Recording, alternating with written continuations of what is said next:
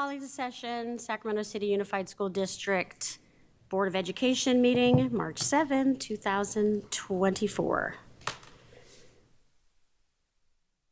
Roll call, please. Member Kayada? Member Phillips? Here. Member Rhodes? Present. Members Villa? Here.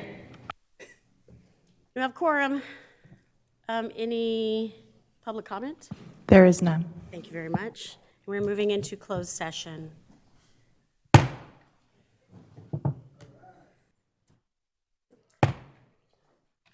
Call to order, back to open session. Roll call, please. No roll call. Pledge. Oh, shoot, hold on. We are all the way on the next page. I try. Okay, but we did call to order. Pledge of allegiance, ma'am. Everyone, please stand. Let me get it right the rest of this day.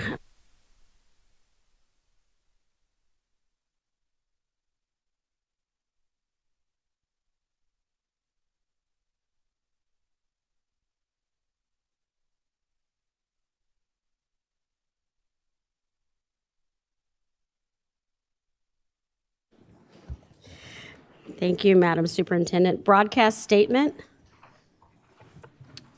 This meeting of the Sacramento City School Board is being recorded and will be cablecast on Metro Cable 14, the local government affairs channel on Comcast, Consolidated Communications, and AT&T Uverse.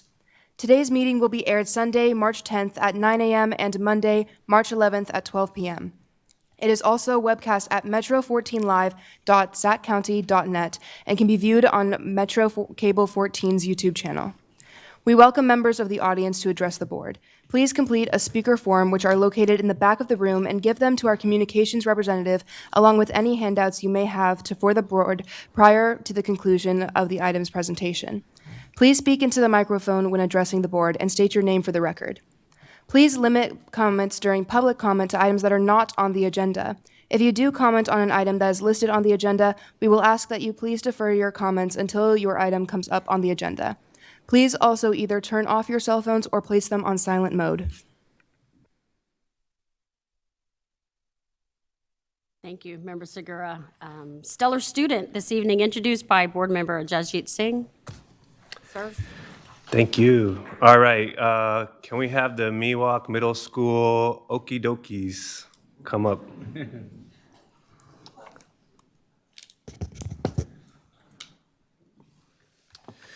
All right, so we're honoring the Okie Dokies tonight. So the Miwok Middle School Okie Dokies is an extracurricular ensemble directed by our amazing district music teacher, Patricia Wassam. Perfect. They volunteer to meet after school 1 day a week on Fridays to broaden their musical horizons and challenge their musical experiences by venturing into the incredible genre of traditional jazz music. All these talented and hardworking musicians are part of the Miwok Middle School music program in their first or second year playing music together. All of the musicians, except for one, are new members of the Okie Dokies. They gave themselves the band name, the Okie Dokies, as a fun play on words on the new Miwok mascot, the mighty oak tree. The Okie Dokies made their debut performance at the Tea Garden Jazz Festival at Sac State last month and won the middle school division and were invited back for an encore performance at the evening awards ceremony.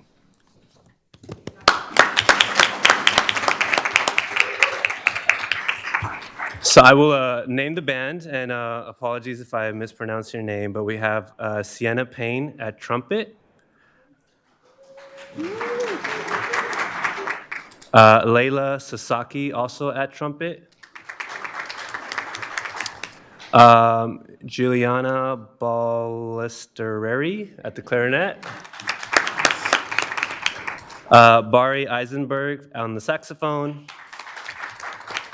Hannah Harper on the tuba. Ooh.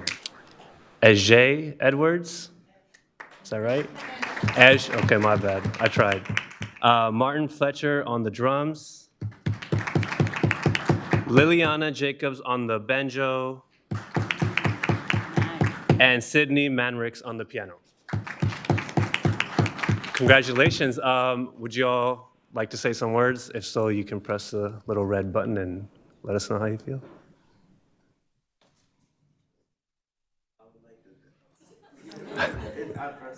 Is it red? Is it lit up?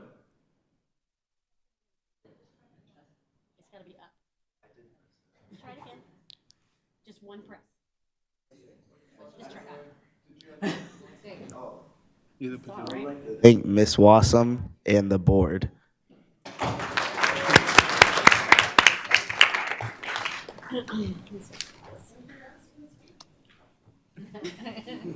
Ms. Wasson, we'd love to hear from you. Thank you. Good evening, everyone. Thank you so much for inviting us here for this extra special presentation to honor my students. And I just want to emphasize again, and I want to thank them because, as you mentioned earlier, they delay the start of their weekend to have rehearsals on Fridays after school as a volunteer ensemble so they could take part in this experience. And I just think that is a really amazing thing for a group of middle schoolers who normally can't wait to go home Fridays at the end of the school day. And I just want to thank all the board members, Superintendent Allen, all the assistant superintendents here tonight, and our principal at Miwok Middle School, Ms. Kristen Tahara, for supporting programs like this, because we may be small, but we are very mighty, and we are changing kids' lives through music. So thank you very much for this recognition. That is awesome. So don't sit down. We're going to take a fantastic picture. So Yes. spin around. We're coming down. Also, Miwok just got California Distinguished School, so shout out to Miwok. Shout out to yourself. Shout out to myself. That's so funny.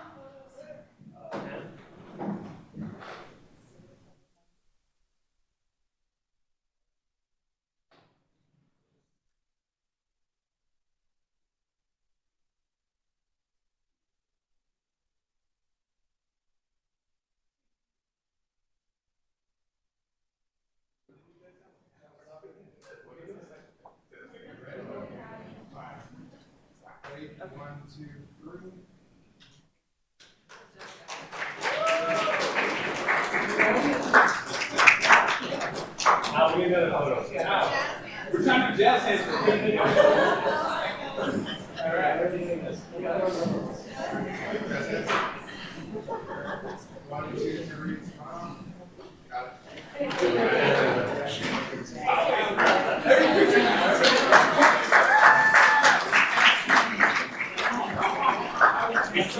I saw a video of it's like you're back in Sacramento. I gave you a hand. You got a jazz hand here. I had one. Yeah. I had one behind his head. I had like a bad toupee, like.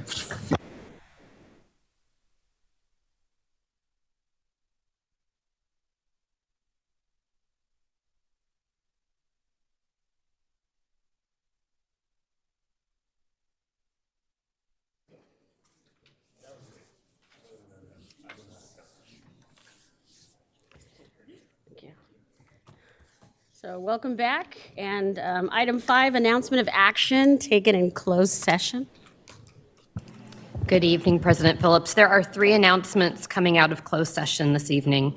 First, the board approved 2 settlement agreements, each related to special education services and each by a vote of 6-0 with member Jean absent. The remaining 2 announcements will come both from yourself and Interim Superintendent Allen. Thank you, Ann. I am pleased to announce that the board approved the following appointment. By a vote of 6-0, with board member Jean absent, the board approved the appointment of Christopher Ralston as Assistant Superintendent, Facilities Support Services. Congratulations, Chris.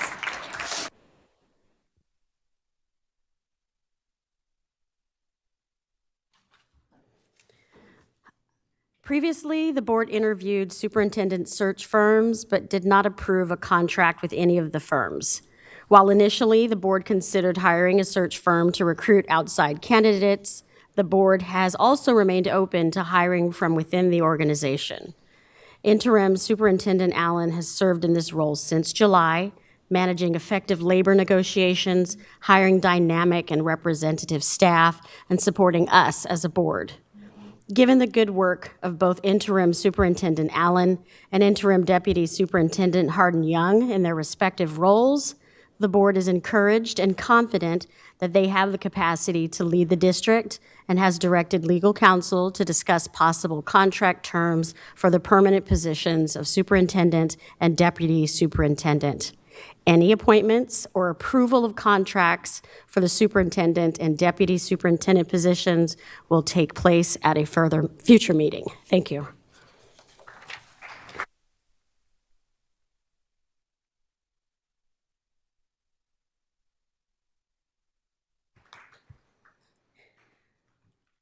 And onward. Item 6, agenda adoption. Roll call? Are we roll calling that? All in favor? All in favor? Aye. Item 7, public comment. Any public comment? Public comment. We do. We have approximately 8 speakers. First is Elia Basson, followed by Renna Basson, and then James Barnes.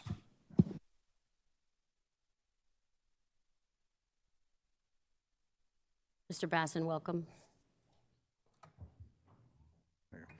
Thank you very much, and congratulations on the superintendent news. I'm really excited to hear that. Good evening, and thank you for taking the public comments tonight.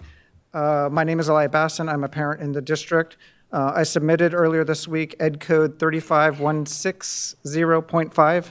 Our district taught me this code recently. I was surprised to learn in 1994, it seems that the state foresaw discriminatory enrollment barriers and created this law stating the way excess enrollment requests can be filtered is by a random, unbiased process that prohibits an evaluation of whether a pupil should be enrolled based upon the pupil's academic performance.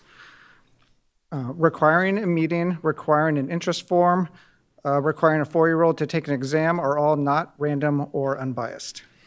So we can forget the charts that I brought a month or so ago and any arguments about discrimination or segregation, because it seems that it's in this law in one sentence.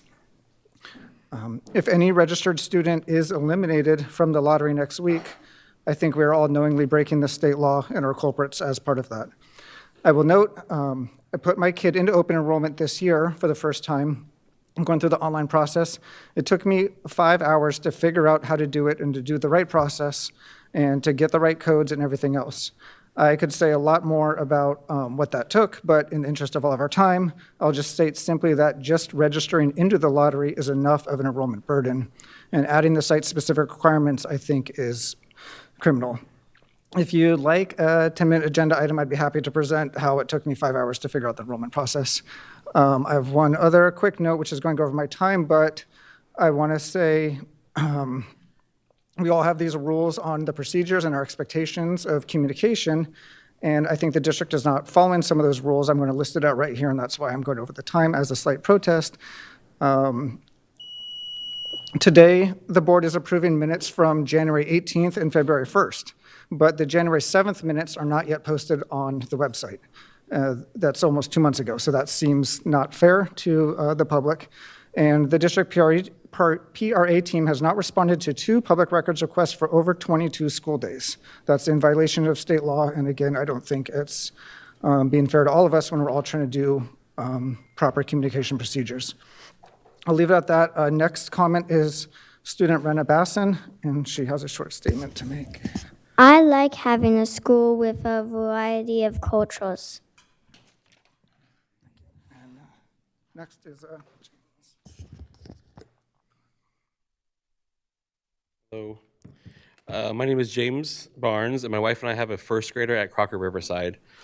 I heard the district is starting to do a work group to develop solutions that stop our open enrollment policies and con-capping from negatively impacting our students and students of color the most. As a parent of a student at Crocker Riverside, one of the elementary schools with the highest percentage of white students, I know my son is much less likely to be impacted by con-capping than children of other schools. I understand that one solution that has been proposed is to create sister schools where two elementary schools are paired together. That way each school is able to offer more classrooms in each grade and reduce the chance that any one school runs out of seats in a specific grade. In our neighborhood, Croc Riverside is about a mile away from Leotata Floyd Elementary, and I would support having those two schools be paired as sister schools. Any elementary school that are close to each other being paired would reduce the chance that any one student would be subject to concapping. Thank you for your time. Thank you, sir. Next speaker. Next is Grace Faavesi, followed by Amber Stott, Jake Ice, and then Evelyn Morales.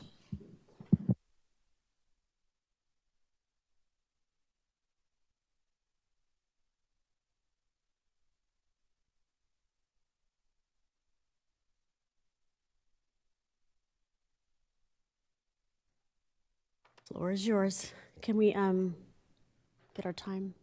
Okay. Good evening, everyone. Thank you so very much for allowing me to speak tonight. There was supposed to be a group of us, and we were supposed to be commenting on the sexual misconduct insurance increase for supplemental providers. I'm not exactly sure who else is here, but I will go ahead and say my piece. First of all, thank you so very much for allowing me this time to speak. My name is Grace Faavesi, and I am the co-founder and program manager for Epic Bloom, also known as Bloom Leadership. We have had the honor of being a community partner with the district for the past 10 years. Over the last decade, we have been able to provide support for countless Native Hawaiian and other Pacific Islander students and their families through leadership development, personal enrichment, parent engagement, cultural engagement, community building, and so much more. And we are at several different high schools, including Luther Burbank High School, Arthur A. Benjamin Health Professions, John F. Kennedy, and Hiram Johnson. We've partnered with Sacramento City College to create a pathway to college for our Native Hawaiian and Pacific Island students. We have led workshops at the annual Girl Inspired Conference. We've hosted annual Warrior on the Rise High School conferences, reaching 200 plus students annually, as well as led healing circles during the annual Youth Development August Summit, serving our after-school providers. We have met so many incredible people and have formed lifelong friendships. We started as a small team of 2 and have since grew into a strong team of 7. The requirement of the sexual misconduct insurance, as we know, is important. Acquiring a $1 million coverage cost us close to $7,000. And if the $3 million coverage becomes mandatory, it would cost us close to $20,000 for a small organization as we are. That is close to a third of our entire yearly contract, forcing us to no longer serve many of our students. Okay. Decreasing our reach to this very vulnerable population and letting go of staff who play a vital role in supporting our young people. My plea with you today is to please take into consideration the negative impact that will be felt throughout our community if the sexual misconduct insurance coverage is increased. Thank you so very much for your time, and I'm here to do the hard work. I'm in it for the long run. We've been here 10 years, and we would love to continue the work that we do here. So thank you so very much for allowing me to speak. Thank you. Thank you.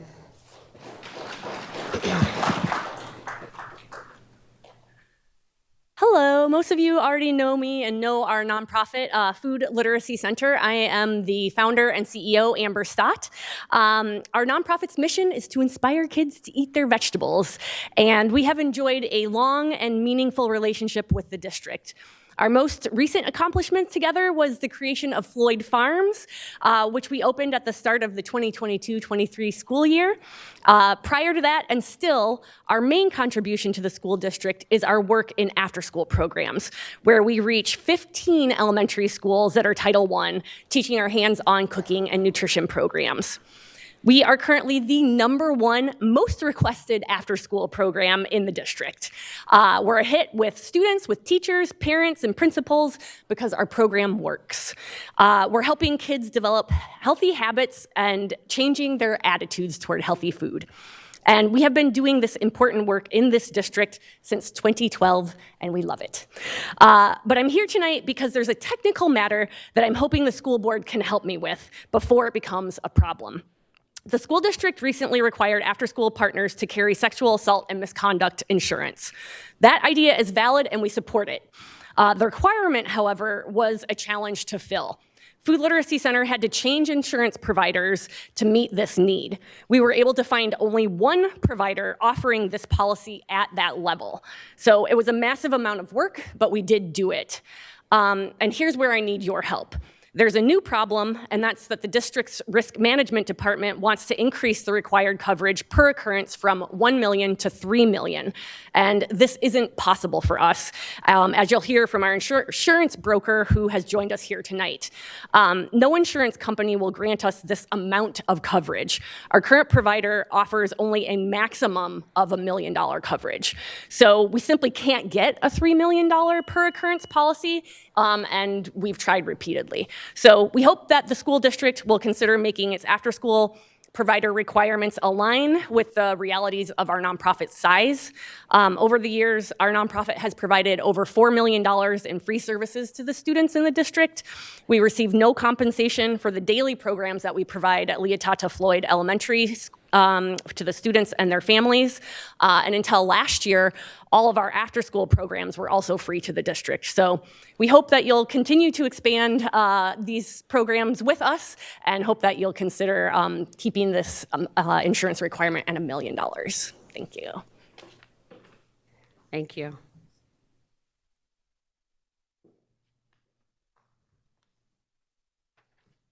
Good evening. My name is Jake Ice. I am the principal agent of the ICE Insurance Agency. We're a local agency that's been around for 20 years, been in the business total for 36. My agency works with several social and nonprofit institutions who provide services to various school districts. My agency is also known for the ability to source insurance for harder to place risks, including gold mines in Placer County, a dairy farm that's closed due to a rare strain of bovine tuberculosis, et cetera. The vendors of school districts purchase insurance packages so that they can participate with the school districts. And those may represent social services, healthcare, nonprofits, transportation, and other support services.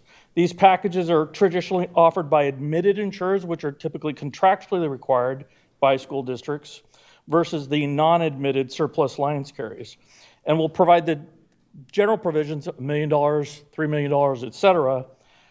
But the SAM coverage is typically a sublimit, $100,000, $250,000, and at the most, $1 million, just depending on the insurer's filed product with the state of the commissioner's office. For context, only one of our carriers, and we search them out regularly, provide $1 million. We don't have a carrier, an admitted carrier, that provides anything higher than that. The standalone policies are not a commonplace event for vendors that serve the school districts from our experience.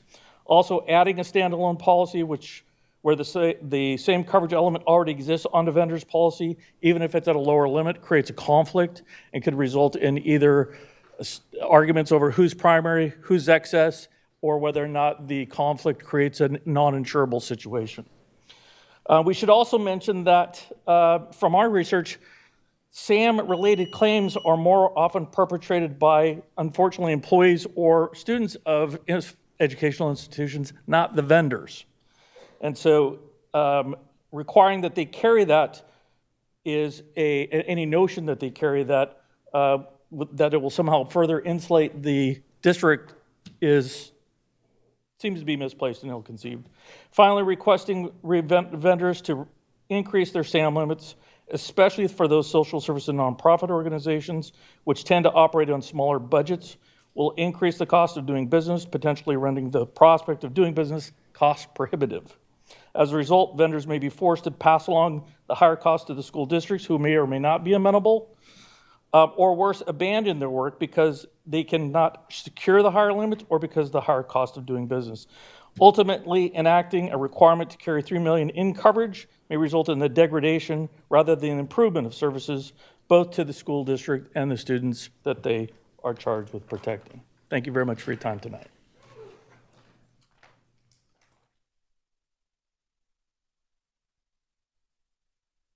Good evening, members of the school board. Thank you for allowing me to speak tonight. My name is Evelyn Morales. I'm the program director at Food Literacy Center.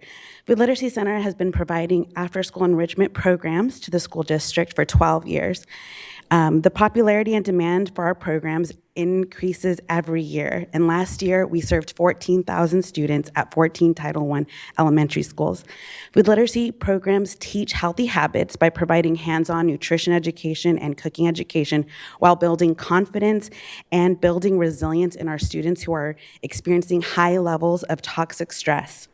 Last year, 93% of our students were brave and became food adventurers by trying a new fruit or vegetable each week.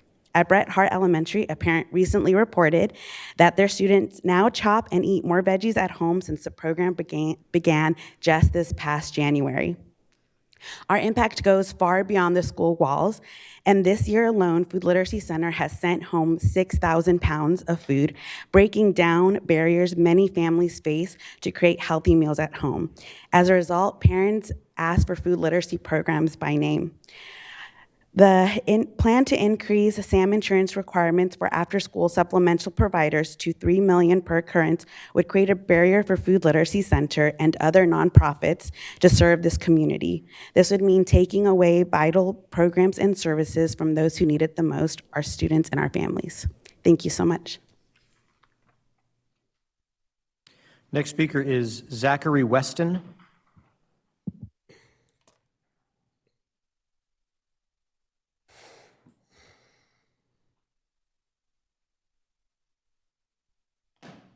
Hello, everybody. Go ahead, floor is yours. Okay. Hello, my name is Zachary Weston, and I'm a parent of a 6th grade Hollywood Park Elementary School student. It's a sad reflection on today's society that when people see a person in distress, having an emergency, or in the need of help, would choose to not get involved and would rather either walk away or sit on the sidelines and film it with their phones. Recently, my daughter Eva had a friend who felt like she was being singled out in punishment by her teacher, and after being held in after school, came to Eva in distress, came in tears. She confided to Eva that she wasn't being heard by the teacher and that she was afraid to come back to school because the teacher kept getting her in trouble for things that weren't her fault. Eva could see that her friend was in pain, and because she had never seen her friend upset before, was immediately afraid that her friend might do something dramatic. Eva, who's only 11 years old, could have very easily chosen to do nothing. Instead, she did the only thing she could think of, which was go on the school computer and submit an anonymous concern for self or others report on the district's Catapult portal in order to get help for her friend. Instead of being praised or caring and taking this action, Eva was suspended for misuse of district technology. I don't know about you, but I consider the possibility of helping a student in pain and possibly saving a life one of the best uses of district technology. However, the principal saw it differently. Rather than helping the student, she decided to protect the teacher and use district resources to find out who submitted the anonymous report. The principal then proceeded to call in Eva's classmates to, quote unquote, investigate. I wish I could tell you what the principal was investigating, but when I asked the principal point blank, she refused to answer. However, this investigation caused even further embarrassment and trauma to both Eva and her already traumatized friend. The principal's actions sent out a message that if you report something, even anonymously, the district can trace it back to you and you could be punished for it. Is this the message the district wants to send to our students, parents, and community? That if you see something, that you should turn around, walk away, and not get involved? Even after all this, Eva came to me and said, despite the suspension and all the trauma caused by this, she would do it all again because it was the right thing to do. Thank you. Thank you. No more speakers. Thank you. Item 8, communications. Did we have an additional speaker who might be wanting to speak? Did you hand a card up to the front? Yeah. Okay. Sorry, I've never been at in person at a meeting before, but I'm here representing SAC Connect. My name is Kayla Green, and I just wanted to add to everyone else already spoke, and they pretty much said what needed to be said, but I wanted to add that SAC Connect is a mental health and wellness organization, and we service 3 schools currently in the district, and we offer different services in order to support young people and young adults develop their mental health and wellness strategy, skills, and coping mechanisms in order to be more successful adults who can address adversity, that they are going to deal with in their lives. So it just does not, make sense for nonprofits to have to pay tens of thousands of dollars for insurances, especially when the proof shows that the problems are not with the vendors, it's with your employees. And so just please keep that in mind so that we can continue to service our youth, because these services are not given in many of the schools in the district. So the vendors are necessary in order to fill those gaps. Thank you. Thank you. Seeing no further public comment, we're going to move on to item 8, communications. 8.1, employee organization reports, SCTA.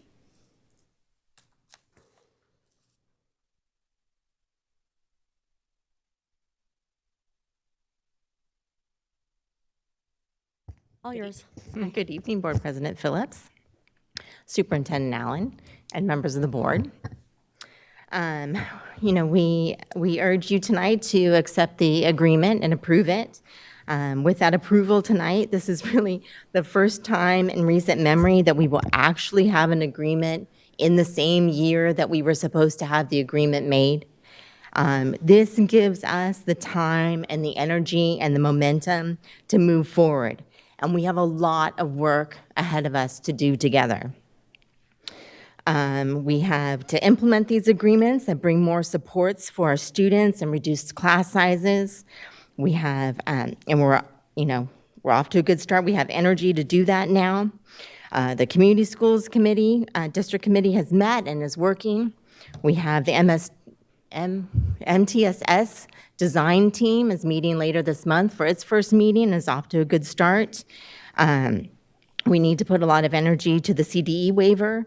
We met with the CDE the day before yesterday with the district team, and we have a lot of work to be done, and I know that board's members will be supportive of that work, and that needs to get done very quickly so that we can get the money back and just focus those on our students. Recruitment is also off to a great start. We had a recruitment event last week where 75 new educators were offered conditional contracts. These were in many areas of credentials that we need desperately for our students. It will be amazing to start the school year with our classrooms full with credentialed teachers and with support staff. We want to thank Tiffany Smith-Simmons and staff and teachers and admins that helped make that event successful.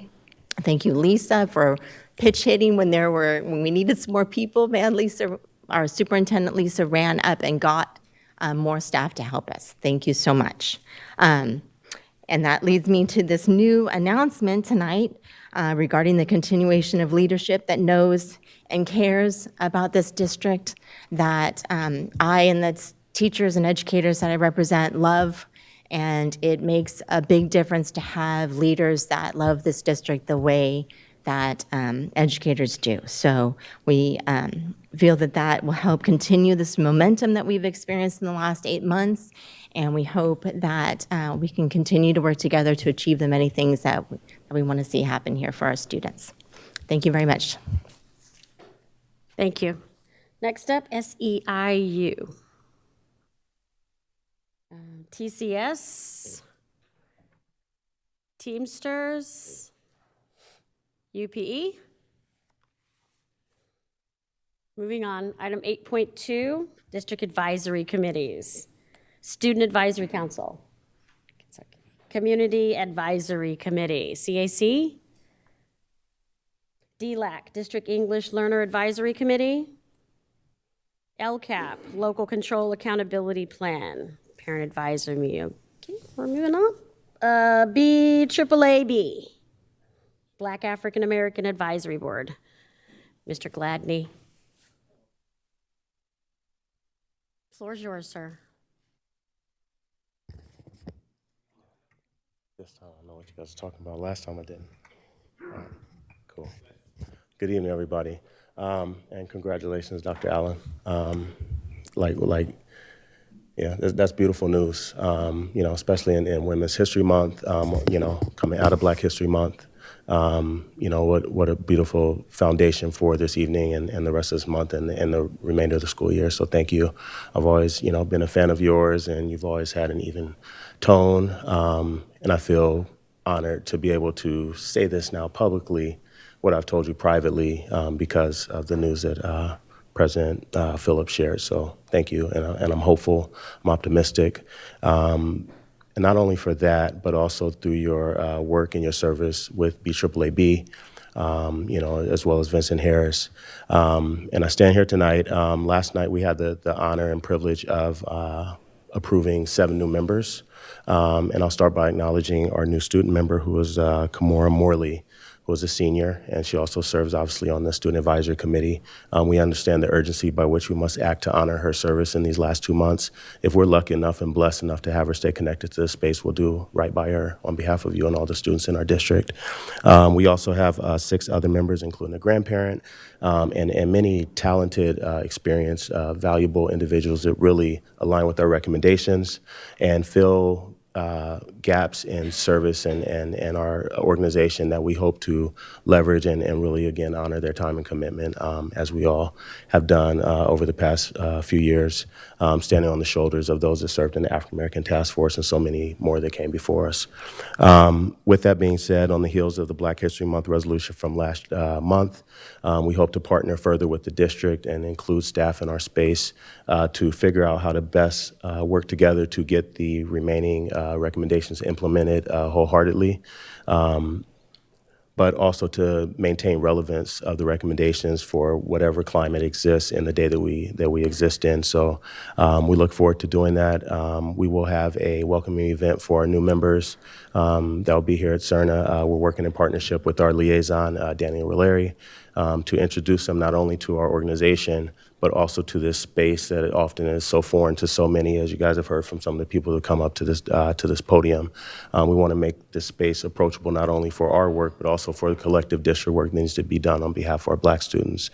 Because if we serve and honor and achieve on behalf of our Black students, we know that the outcomes for the district will be better. We're really excited, and I'm really looking forward to taking this wonderful news back to our body, because we consider you family. You're part of the BAAB, just as the rest of the board is, and we're honored to work and continue and build our relationship with our 2 board liaisons as well. So thank you all, and yeah, just thank you. I'm excited. Thank you. Have a good evening. Thank you, Mr. Gladney. Next up, Community Schools Advisory Committee.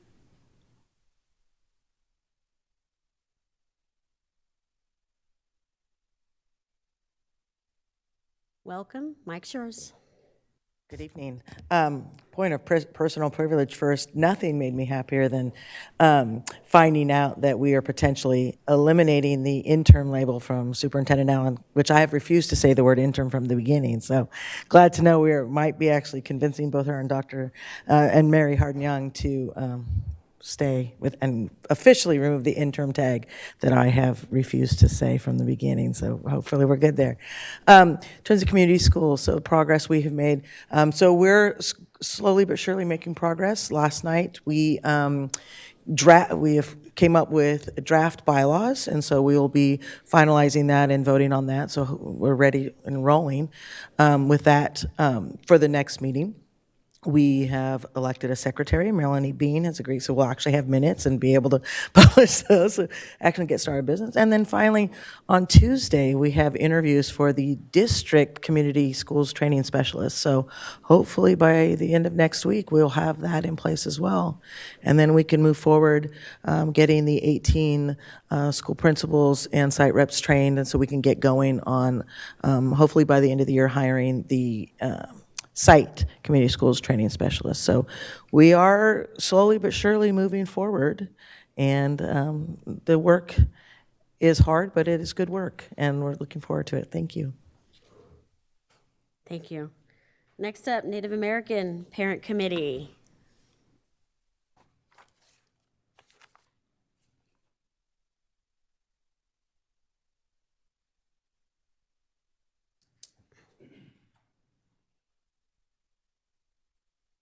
Welcome. Mike's yours. Majixis, that's a greeting in the Miwok language. Greetings in the American Indian Education Program Parent Committee. That's some of us here tonight. Thank you guys for the invitation. I am Susan Morley. I'm the chairperson of the Parent Committee. A little bit about the American Indian Education Program. I won't go through all of this that you're reading. You do have it in your hand. The purpose of the Title VI Indian Education Formula Grant is the federal government's unique and continuing trust relationship with the responsibility to the American Indian Alaska Native for the educational needs of American Indian children. Down below, services provided, they are listed with the highlighted cultural education, summer programs, and classroom educators. We bring to you tonight a concern, which is the requirement of the general liability and SAM insurance. We're a small group. We utilize our Native community to provide much-needed cultural activities and education. These educators are often from rural areas and at times are our elders. They're willing to share their knowledge of cultural traditions, songs, stories, language, and art. The new requirements have stalled our ability to move forward with the programs and activities we provide. Obtaining insurance and meeting these new requirements in most cases are not feasible for our community members. If this program can no longer make possible the culturally related and relevant activities in education, our students have lost a valuable resource. And quoting there from the Office of Indian Education, funds support such activities as culturally responsive after-school programs, Native language classes, early childhood education, wellness, career college awareness, improving attendance, graduation rates, to our cultural workshops, and dropout prevention. I want to state that the data shows that our students have lower graduation rates, higher suspension rates, and higher suicide rates than any demographic. This program is necessary and vital. Our culture is our prevention. We know youth development is looking into the idea of a fiscal sponsorship, but they do not have the definite answer yet from partners. I'll add we are a unique committee. We're volunteer parents and caregivers. We're created with accountability in mind to ensure the federal government and the school district's commitment to our Indian students is carried out. This committee and program is made up of amazing parents and caregivers and our equally amazing Indian students. We ask the board to help us in finding a solution that will prevent us not using our elders, not using our song carriers, our tradition, people that are carrying on our traditions. Lastly, we would like to invite the board and anybody in the public to Miwok Middle School for our youth's mural unveiling Saturday, March 30th at 10 a.m. Our own Native youth are creating a mural on there. It's going to be amazing. Thank you guys for your time. Thank you.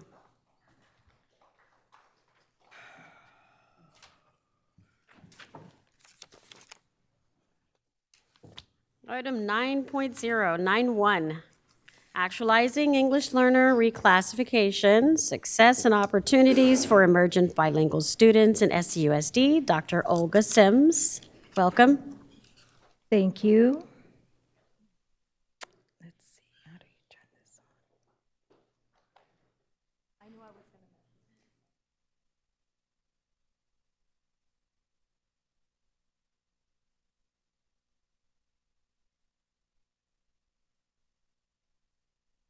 Good evening, Board President Phillips, Superintendent Allen, and members of the board. Today, we are here to bring to you this presentation in order to follow up with our reclassification of English learners. And the title says it all. We're actualizing English learner reclassification so that we can bring success and opportunities for our students. And today with me, I have two staff members. Well, I had two staff members. They probably said, okay, we're out of here. We have Dr. Kribicek, and we also have Colleen. Oh, there he is. Come on up here. Come on, go. I want to make sure that, our team members are acknowledged. We spend a lot of time working together, collaborating with other departments within our department to make sure that we're serving our English learners based on our core value and guiding principle. We're working together to ensure that the systems that we have currently improve. We already know that we don't have a system that's in place that is favorable to the outcomes that we want for English learners. So what we're trying to do is to interrupt those systems, but not in a way that we're being disruptive to the system, but that we're being collaborative, supportive, and inviting to everyone so that we all work together in that vein to support our students. So our presentation outline is pretty general, but you will see that when we get into our case stories, that will bring an opportunity for us to dive in to understand that within our English learner or emergent bilingual student community, we serve a diverse group. And so I can't wait for the questions, because through your questions, that will also bring more opportunities for us to continue to serve our students. You've seen this slide before. We were focusing on ELACs, if you recall. Today, we're really focusing on increasing reclassification and what we do on a day-to-day basis to ensure that our students have the services, have access to programs, parents understand what the reclassification process looks like, staff, principals, multilingual partners, as well as other departments understand what their involvement and responsibility is to English learners. What you see here is a current download from Infinite Campus to show the number of students that we're currently serving in K-6, in 7-8, and in 9-12. In the future, you will also see data for TK and preschool. Here we are also paying very close attention to students that are dually identified. And what does that mean? That means that these are students that have an active IEP and are also English learners. So this is the breakdown by segment. We serve over 40 different languages, actually 47 to be exact.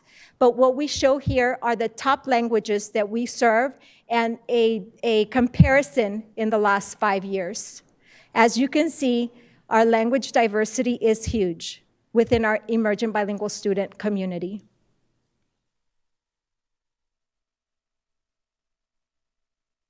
When we look at reclassification, we look at the LPAC, the summative LPAC assessment to determine which students are ready for reclassification. So when we're looking at the regular pathway, we're looking at level 4 students.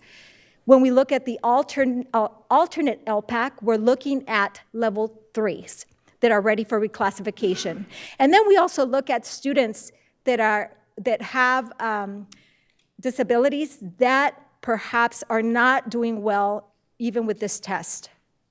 And so we have to look to see what other ways can we support them to be able to reclassify. And why is reclassification important? Because when a student reclassifies and we're able to reclassify them in the elementary school years, the student has access to programming in their master's schedule that allows them to have access to other opportunities like enrichment programs, CTE pathways, opportunities to take courses concurrently with colleges and colleges and universities. We want our students to have access to higher education and opportunities for careers. When we go back to the guiding principle and to our core value, that's exactly what we're seeking. So this just gives you an overview of level 1 students for the most recent summative LPAC, which tested students from February through May of 2023. And so these are the students. This is what we see in Infinite Campus, as well as what you will see if you downloaded information from DataQuest from CDE. Our students are also served in various models. We have our structured English immersion. That's really a regular classroom environment that's not inclusive of a dual language immersion or a transitional bilingual program. Teachers serve the students in various ways. One way is through a push-in model where they are able to provide ELD designated instruction within their school, within that classroom environment. In other settings, we do pull out for ELD designated. And then in other models, they have a protected time and we see a school-wide intervention at that time. These are, just to name them out, these are the schools that we have that are dual language immersion and our transitional bilingual model for your information.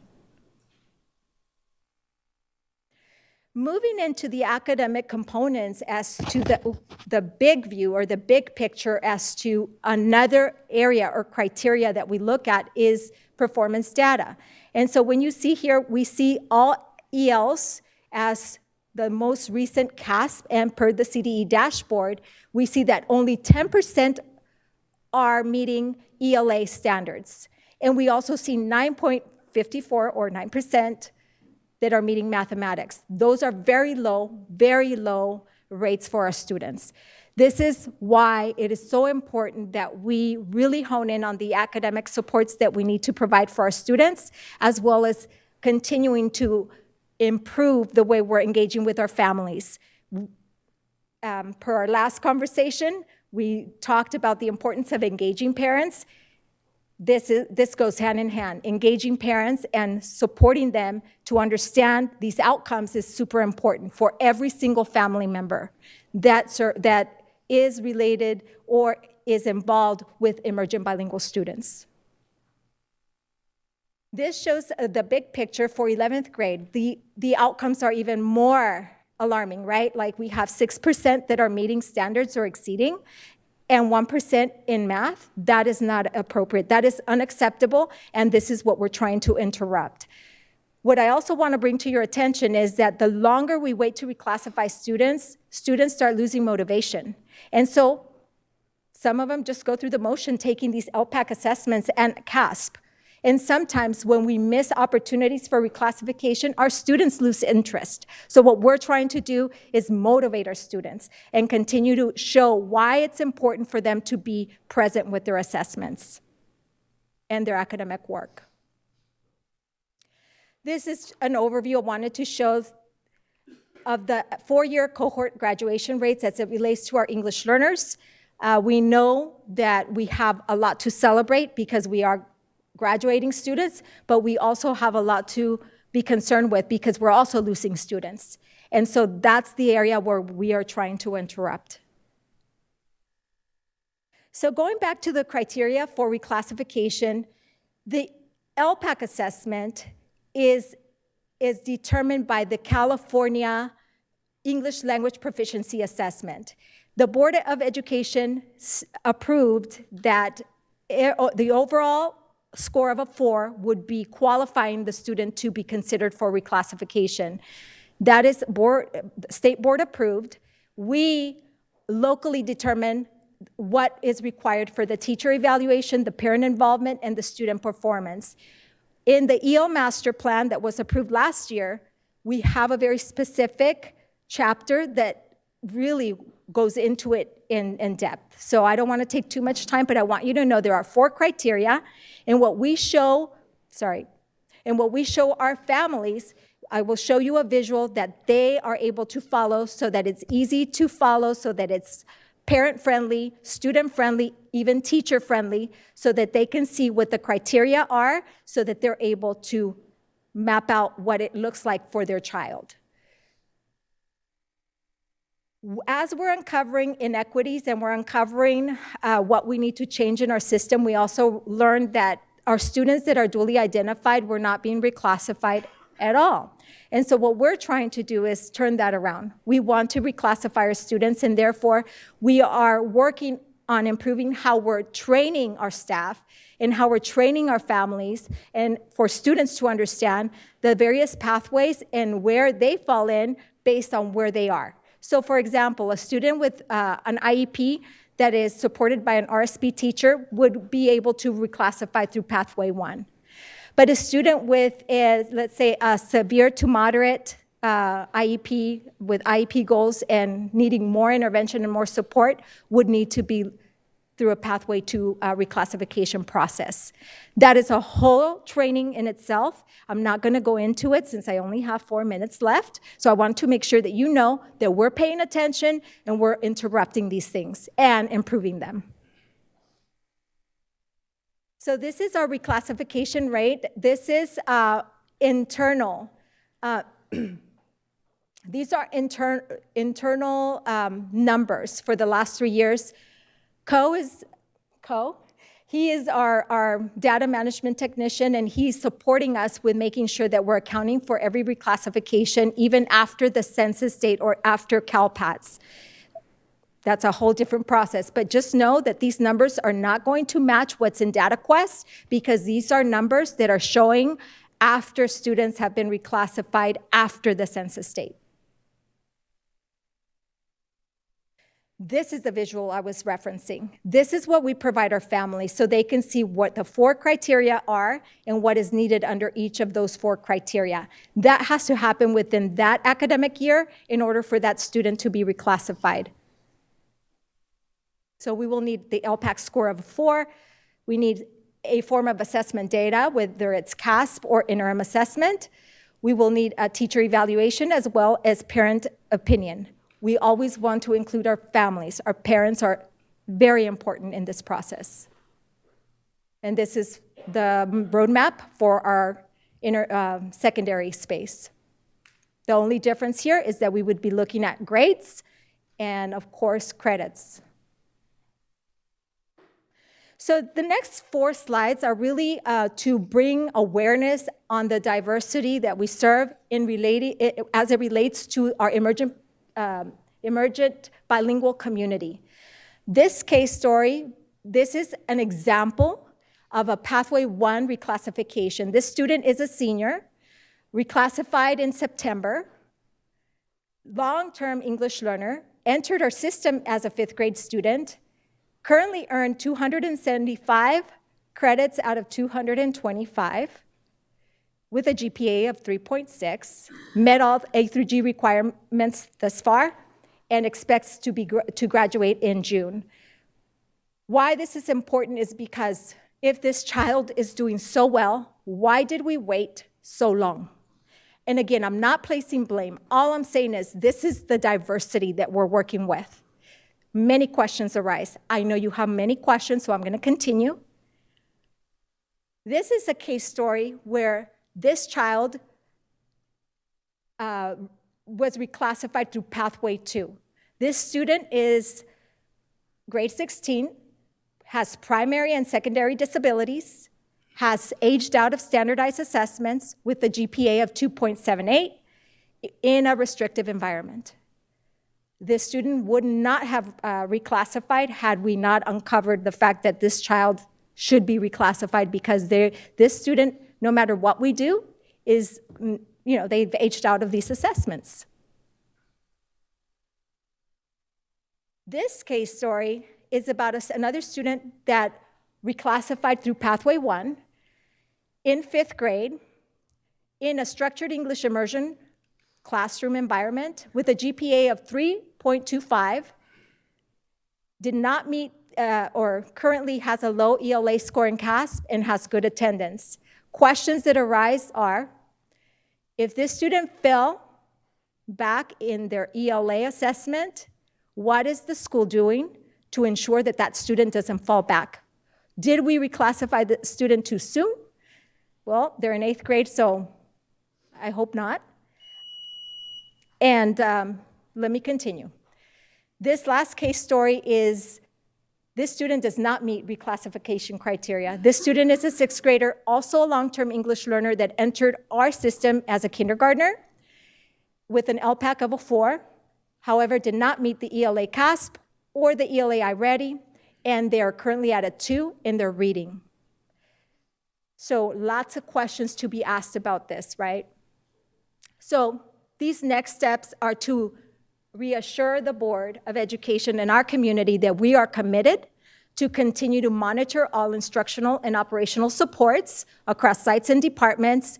We're going to continue to increase monitoring for English learners to make sure they're not credit deficient, and if they are, we need to bring awareness quickly to the schools.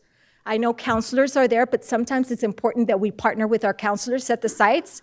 We're going to continue to operationalize the reclassification process, provide Tier 2 services, collect data so that we can study the data so we can support whatever it is that we need to focus on, continue to make recommendations, and continue to bring this forward. We will continue to bring updates to the Board of Education. And I want to end with this quote: La educación es el arma más poderosa que puedes usar para cambiar el mundo. And that, I'm sure you have heard that quote, and what it directly translates to, because I don't want to translate it loosely. Education is the most powerful weapon which you can use to change the world, from Nelson Mandela. And I don't want to overuse this quote, but I think this has made the point that if we continue to educate our children and we continue to interrupt these processes that are not good for children, and we put things in place that are, then lots of great things are going to happen within our community. And we're open for your questions. Thank you. That was an informational item. However, we are looking for public comment. We do not have any. We have none. All right, board. Have some questions on this particular. Mr. Rhodes, please go. Thank you for the presentation. I had two questions, and one of the questions I guess you guys answered on the last slide, but I'll ask it anyway first before I ask my second questions. And just like, what are we doing to better identify students who should be reclassified earlier? And I know you went to the slide, but can you directly speak towards that one again? Yes, so the question is, what are we going to do to basically identify students better?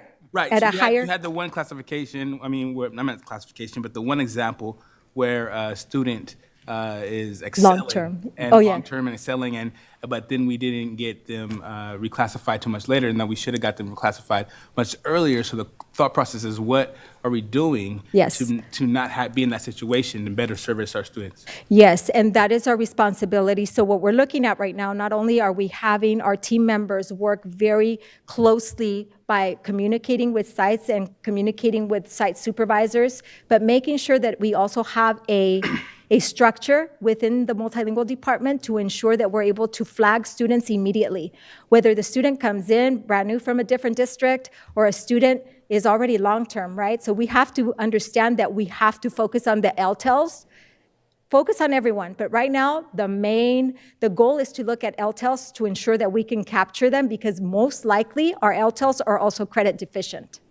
So we're trying to look at elementary first and look at the LTEL percent, as well as middle school, and look at the LTEL percent, and then look at the high school, and provide and direct services that are supplementary services to the students there, as well as bring professional learning opportunities for the sites that need it, so we can help our teachers, our principals, make sure that they're supporting. Because PL shouldn't just be a standalone PL. PL should be, I learned something that I'm going to then make it actionable in the classroom and be able to measure the success.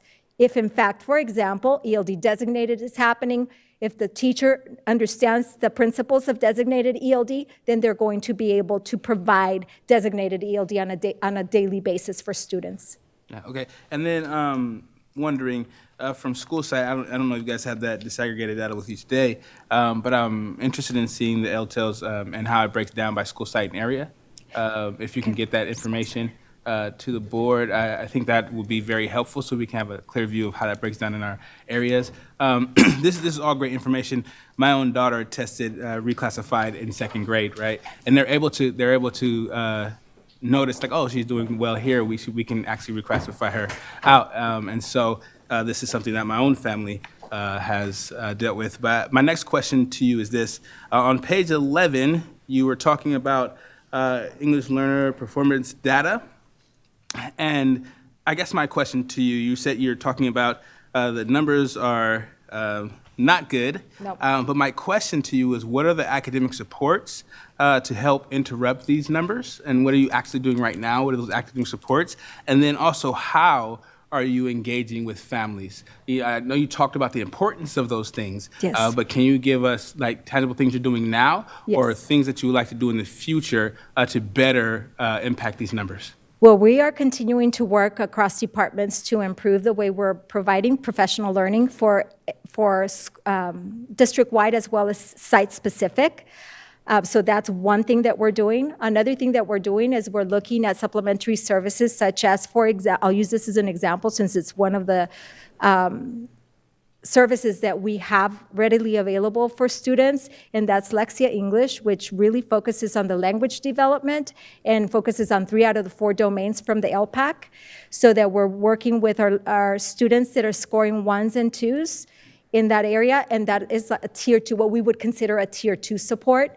I understand that different schools also have in their school plans for student achievement, or the SIPSAS, they have supports that they're also providing our English learners, so it's very site-specific as well. What we would like to do is create an opportunity for us to continue to build on those supplementary services so that we can have tutoring for Saturday school, tutoring before and after school, because if we have these opportunities for students, most likely they will see, we are already seeing change, right? If you look at the slide that shows how many students have been reclassified, you can see that there's growth in the number of students that are being reclassified, and that's simply uncovering who needs it, right? The other piece you asked is about the parent engagement. Through DLAC, we're bringing opportunities for them to be educated. We also partnered with the Family and Community Engagement Office so that we are able to educate our students and families, our families on the LPAC. What is the LPAC? Why is it important? Why should you be involved? Look, this is a practice test. Let's go through a practice test ourselves, a mini practice test, obviously, where we're able to translate for them and support them. What we want to see in the future is having, what do you call those headphones that translate for our families and students so that we're able to, on demand, just have those available so we're able to go into school sites like Rosemont, for example, or Luther Burbank, or CKM, or any other school that needs to, so that we're able to have on demand what the parents need and us be able to communicate with them. And so we do use Title III funds to be able to support that. So as I finish out the year, we have these things in place for next school year. So it's been a building, it's been like a building block since I started. You know, we're rebuilding, coming back. I mean, I don't want to blame COVID, right? Like, we don't have that excuse. I don't have that excuse. I don't have that luxury. Our students don't have that luxury. So that's what we're doing. Okay, and then lastly, how has it been building out our DLACs and ELACs on the ground floor? I know that the assistance of that, you guys talked about, that was part of your plan before. What does that look like? What's the update on that? And how are we maneuvering? We now have a board that pretty soon will be coming before you to share out. They are very nervous, as you can imagine. This is their first time being as part of a DLAC board. And so we are training our officers so they can facilitate the DLAC meetings, so they can come before you and give an update on what they're doing. But they're eager and they're active. And I'm just excited. I'm tickled, actually, because at first I was very worried. And now that we have a team, I'm like, they are going to just thrive, because our bylaws have our board for 2 years. Okay. So I'm excited. You'll see them. I just can't wait. Wonderful. That's exciting part. That's all I have. Thank you. Okay. Ms. Pritchett. Thank you. Thank you for this presentation, and I'm glad to see the numbers going up. I do just have 2 quick things. I really like this infographic that you came up with. Can I assume that when it's being given to parents that it's in different languages? The languages have been translated for DLAC presentations, but I see where you're going with this. Yes, so we should have them readily available. So the materials that we provide in DLAC are translated in the top languages we serve. Okay. But just be aware that I didn't put it in there, but yes. Okay, I figured that was the case. I just wanted to ask the question. And then I appreciate you giving us the case studies and going through the case studies with us. And it kind of puts a, not really a face, but like a, kind of a real person to, with, what we're looking at, but a real child to what we're looking at, a real student. But I have to admit that I'm kind of disturbed by that last one, by on page 22, the child that came to us in kindergarten and then did not meet the criteria, right? And so I just kind of wanted to ask you, like, this is probably one of many, right? And what have we learned from this? And what can we be doing better to be able to, because we had this child in kindergarten. They didn't come to us in 5th grade. They didn't come to us in 3rd grade. We had them in kindergarten. So what could we be doing better? Those are very great questions. And I have to say to you that that's what we're currently working on to define further. And this is why, because there's such diversity across and maybe understanding of what is expected. Let me just give you an example. So when we reclassify students, people must think that, okay, they're reclassified. Yeah, yes, estuvo. No, it's not. It's not like that.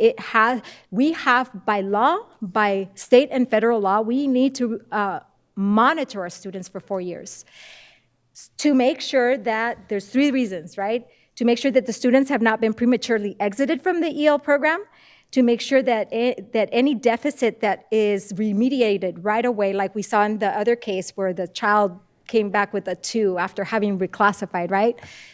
What happened there? And then also so that students have access to the academic program within the school day.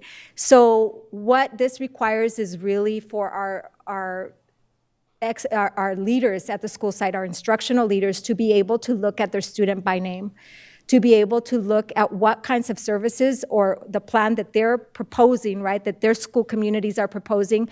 We come in to provide the guidance. We come in to do the supplementary piece, but we're not existing in the actual school sites on a daily basis. So we can provide the numbers, but really, to your point, this is a face that, we had to protect, but this is a face. And so that's what we're working on. So in our next presentation to you, in our next follow-up, we will come back to give you more updates as far as what has been done around the cases that we have uncovered. Okay. But that's our work, right? Like that's the ongoing work. We cannot do this alone, and we are going to have to de-silo our system even further. Yeah, agreed. Okay, thank you for that. Thank you. Ms. Villa? Just a quick follow-up, because both of you had addressed similar things that I had concerns about. When we look at the data and we do identify a student, how often are we following up? Because let's just say if it's kindergarten or 1st grade and we see these test scores and we have the actual data to report back, are we looking at this on an ongoing basis, or how are we truly tracking the student's path? Because by 2nd or some of this data have not met or exceeded is extremely, that's troubling to see. So what is our follow-up process to ensure that we're tracking this student? I know 4 years, but what exactly are we doing? And because there is variation site by site, they are looking at their students, but there is variation. There's not one standard way that schools right now are tracking. And I'm just telling you, just being transparent with you. But what we're trying to create is a way to be able to look at student data that is on a consistent basis, and that we're looking at areas that we have control over. And I will say this, for example, CASP, we have data that is readily accessible to us, right? We have children at 95% or more participation rate. But when we look at, for example, our district benchmarks, or iReady data, for example, we are not at 95% because because our current system is not set up that way where, there's an opt-in feature, to this, to being able to take these assessments. And what we're trying to do is really look at what we do have control over, which is LPAC, We know that, right? We know that there's a teacher feedback. We also know that there's a parent feedback. And then what we are continuing to work on is what else can we do for the assessment? Because assessments have to be, we have to compare apples to apples. We can't use like my own data from X school to a Y school that's using a whole different set of data. We need to be able to use standardized data across our system. But we're not there. I mean, that's just the reality. But we're trying to work through that and around that and serve our students. Okay, I appreciate that. I just wish there was a system that, here, for the district to oversee this information and create, I don't know if it's a 3-month or a 1-month follow-up, because just the longer gap of time that these students fall behind, we know what is going to happen. So I really encourage that good follow-up. So I appreciate all the work. I know this is a good presentation, but it's just really challenging to digest. And thank you for the feedback. And that's what we're going to do. Thank you.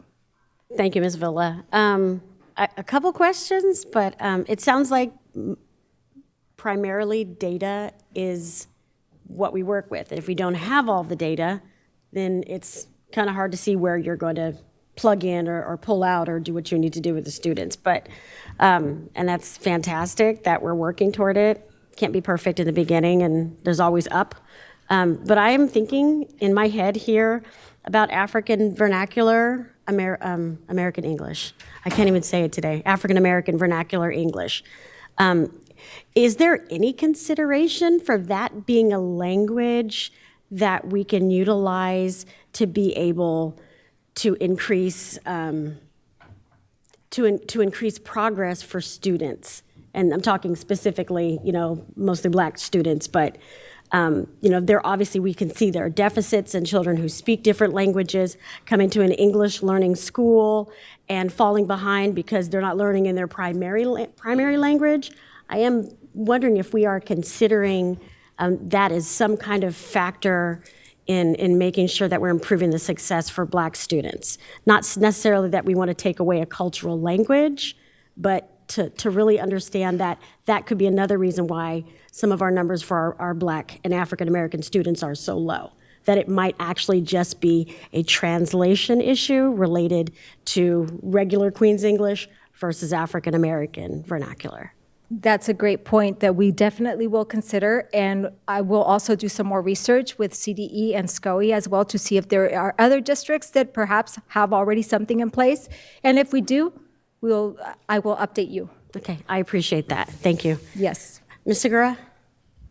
Yeah, for clarification, while you're gathering the data, is it primarily by standardized testing, like written tests, et cetera? Standardized test language, and that's LPAC, and then we also look at CASP. And then we look at if the student has a current iReady, which is our district assessments, if they didn't qualify with the CASP. Right.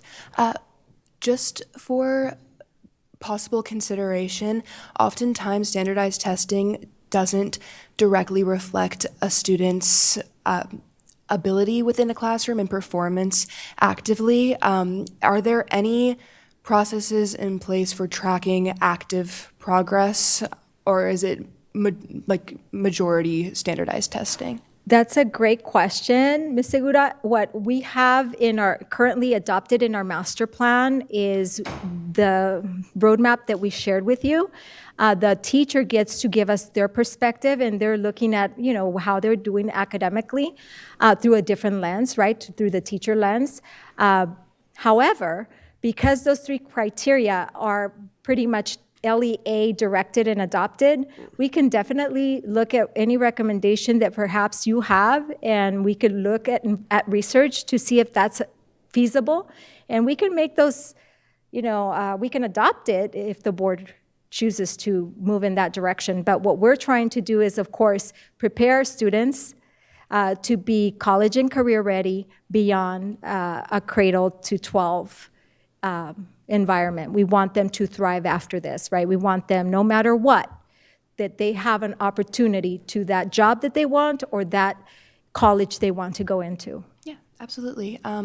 For possible consideration as you go further in this process, often stressful environments on tests, and even like if you're looking at the IEP rates, if you're looking at IEP rates, especially with mental disabilities, oftentimes those pressurized environments can lead to like altered results.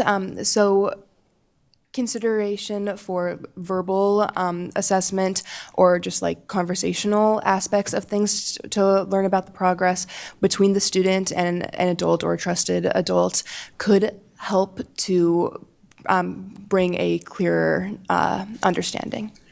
Yes, thank you. And that's what we do with the IEP process. They have language goals and they also have accommodations. Awesome, thank you. So no other comments from my colleagues? I appreciate your presentation. This was Thank you. informational. Thank you for your time. Thanks.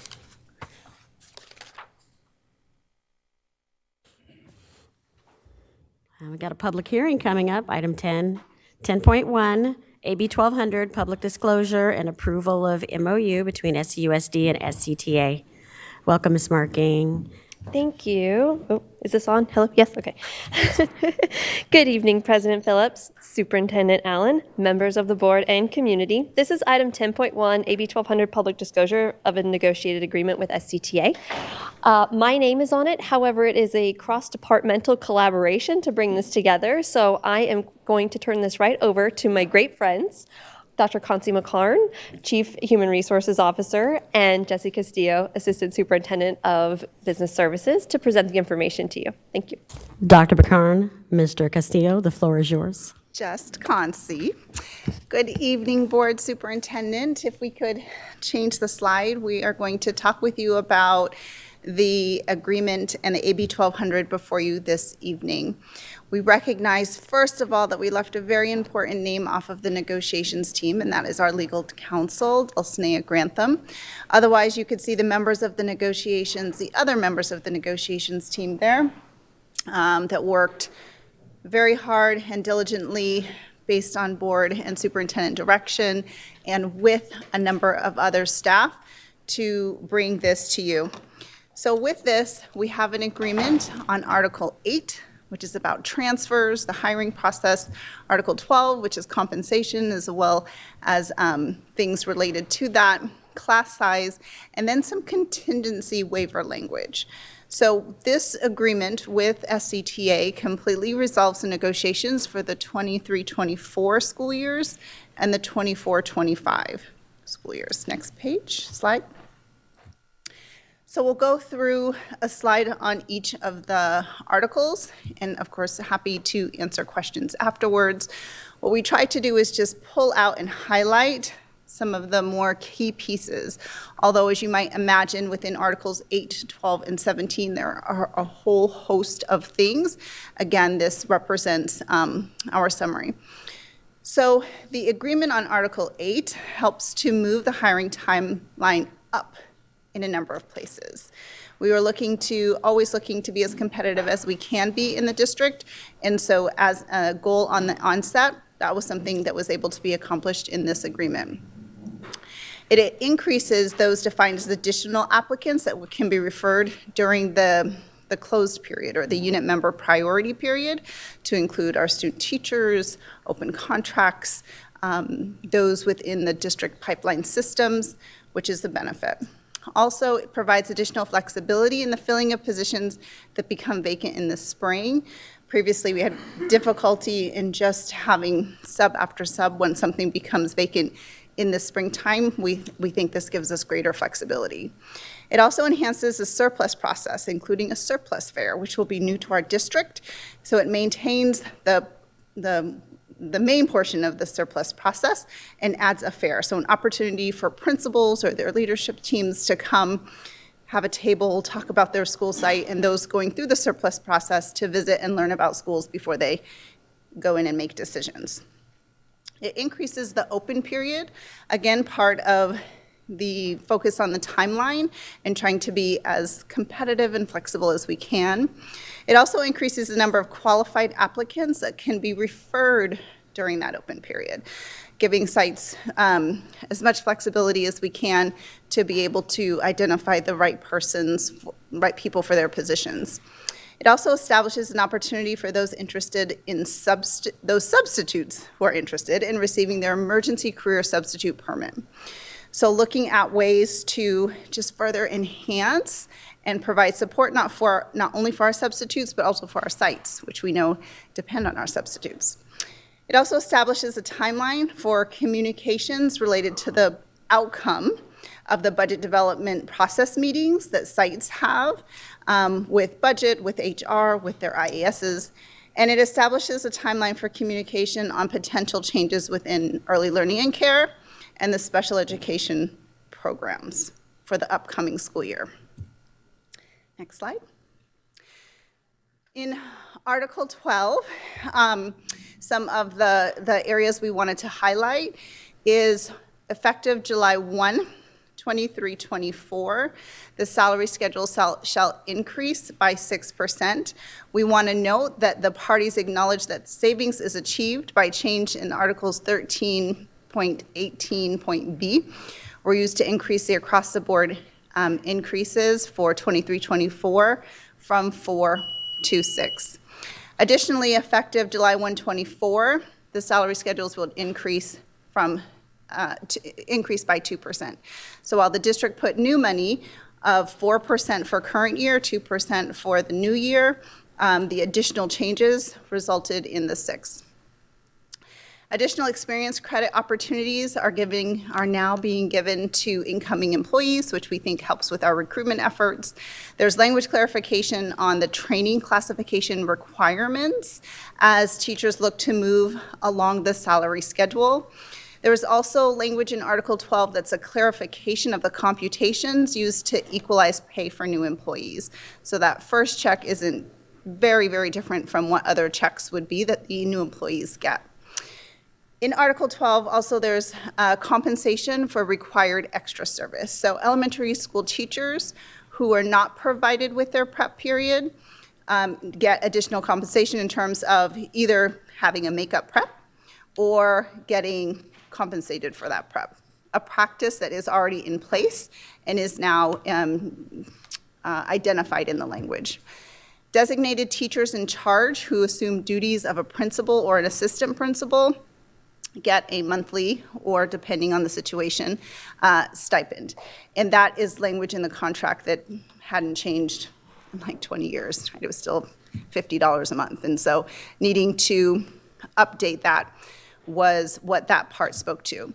There's also extra pay for extra duties. So as the district has added new sports in elementary and just new sports in general and activities, this required us to update this particular chart or schedule.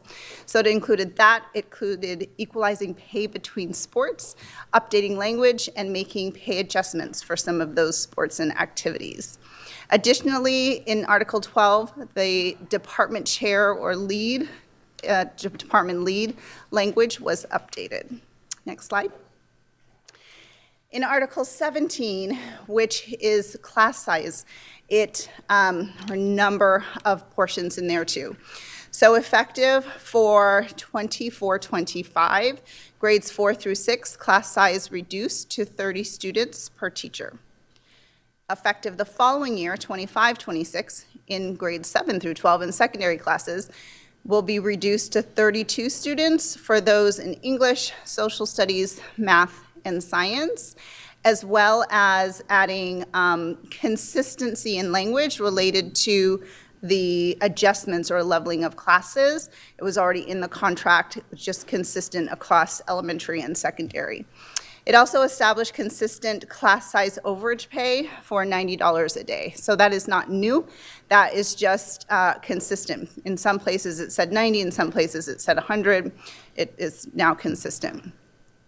Provides all special education teachers with 2 release days for planning, preparing, and developing IEPs in this current year, 23-24, and an additional 3 days for that same planning, preparing, and developing IEPs in the 24-25 school year.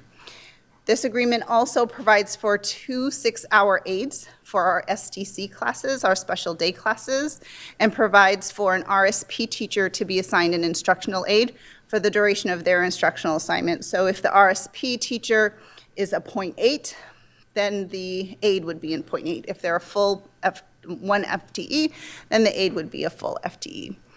It also adds 13 additional nurse positions, specifically looking at providing care for our students with diabetes. Provides for each secondary school to have a librarian and each K-8 school to have a 0.5 librarian, except for Rosa Parks, which would have a 1.0 librarian. And in this article also establishes ratios consistent with Ed Code for program specialists, resource specialists, and psychologists. And the last part that I'll speak to is an omnibus section or an agreement. Now this, for some parts, those first two that have the asterisks, are contingent upon the State Board of Education approving our waiver submission, which the district intends to make. So contingent portion of it is that makeup days for students next school year, 24-25, and the following year, 25-26, we would add an additional 8 instructional days to the beginning of each of those school years, so that this coming year, school would start August 19th, and in 25-26 on the 18th. Teachers would have their service year increased for those additional 8 instructional days. If the waiver is approved after May 15th, because the next time we can even possibly get in front of the State Board of Education is in May, the beginning of May. If the waiver is approved after the 15th, but before October 15th, then the instructional days would be added to the next 2 years, 25-26 and 26-27 school years. The other part that is based on contingency language, contingent of approval of the waiver, is that there would be an additional 92 certificated FTE that would be added in the 25-26 school year for a period of 5 years. So not ongoing positions, limited to what would be part of this waiver approval. The parts of this that are not contingent on the waiver and that would happen is a creation of a design and implementation of multi-tiered systems of support, so MTSS, and I know the teams have already started meeting to begin that important work. The reduction, the district commits to a reduction in the use of outside contractors, as well as the restoration of 7 behavioral intervention specialists this year, and an additional 8 BIS's, behavioral intervention specialists, next year. Additionally, this would withdraw the unfair practice charges and amendment of grievance that is outstanding, that are outstanding. So with that, I'll turn it over to my colleague, Jesse Castillo, to talk about the fiscal impact. Great. Good evening, everyone. Thank you, Concy. This is the AB 1200 fiscal impact for the fiscal year 23-24, an estimated cost of $20 million for all funds. And then looking at the 24-25 year, approximately $35.8 million for all funds. And then in 25-26, $35.4 million for all funds. And then a few notes at the bottom. The estimated impact of these above costs are included within the 23-24 second interim report that you'll be seeing later on this evening. And then the projected costs do not include the impact of the omnibus contingency provisions that Constance shared on that previous slide. So, and with that takes us to the next slide for any Q&A. Thank you. Thank you. All right, that was a lot. Do we have any public comment? I see a head nod that says there are none. Dear board, what say you? Mr. Kayada?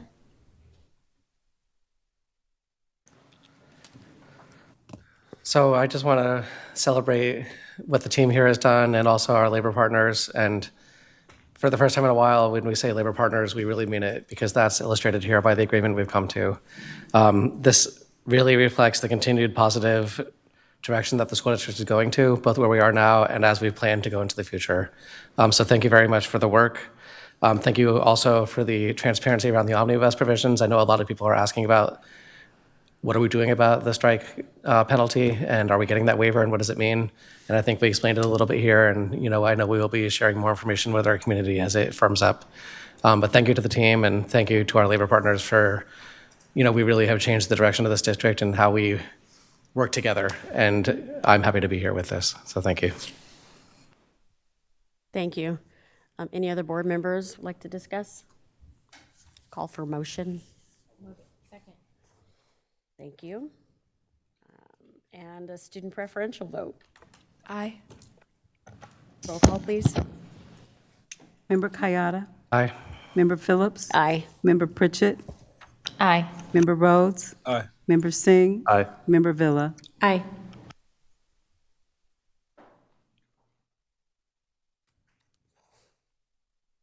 Sorry, that motion passes.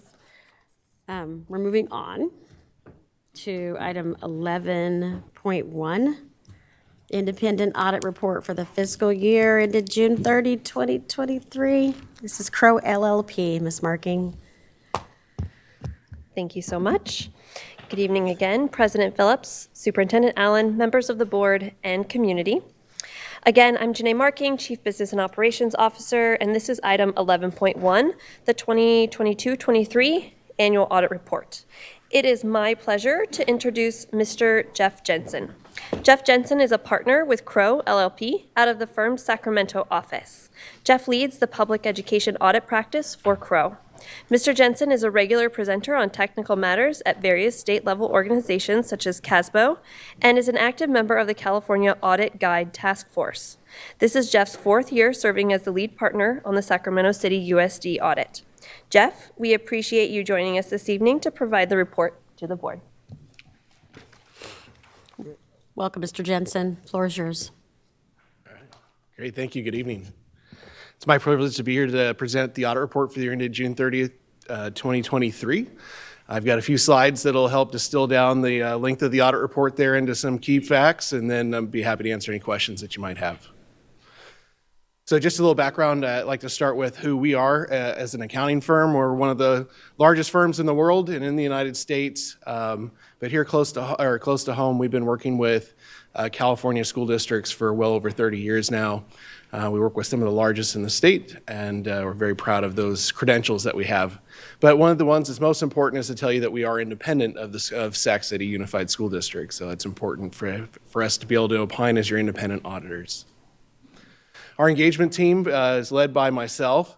There's two other partners that are looking over my shoulder to make sure that I'm doing what I'm supposed to be doing as your engagement partner and making sure that our audit follows the technical standards that we're required to follow. And then Elizabeth and Tori are very important pieces of our team as well as a senior manager and senior staff on our team. So this audit started a long time ago, if you will, and it's continued to evolve as we go through the year. It starts way back in May with doing our planning procedures and starting to look at compliance and understanding the different updates that have occurred throughout the district since the last time we had visited the district. From there, assessing our different risks that we're required to do as part of our audit, which helps us develop the amount of procedures that we need to do in order to be able to provide our opinion at the end of the day on your financial statements. The second phase is to come back out in the October timeframe and do the actual audit of the numbers themselves. As some of you may be familiar, the audit is due on December 15th to the state of California.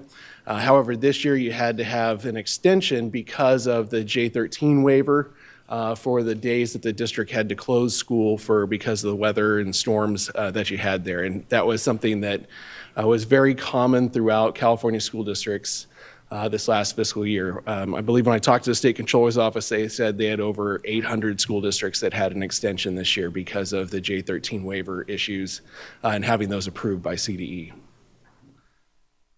All right. There were no new accounting standards that had a material impact to your financial statements this year. So from a GASB perspective, there was nothing that has significant change to your financial position.